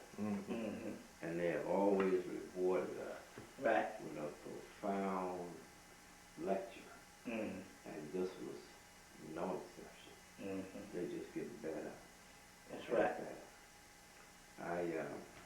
I can't wait for you to come back again, because if they keep getting any better than this, man, we gonna just fly out of here. We gonna walk out.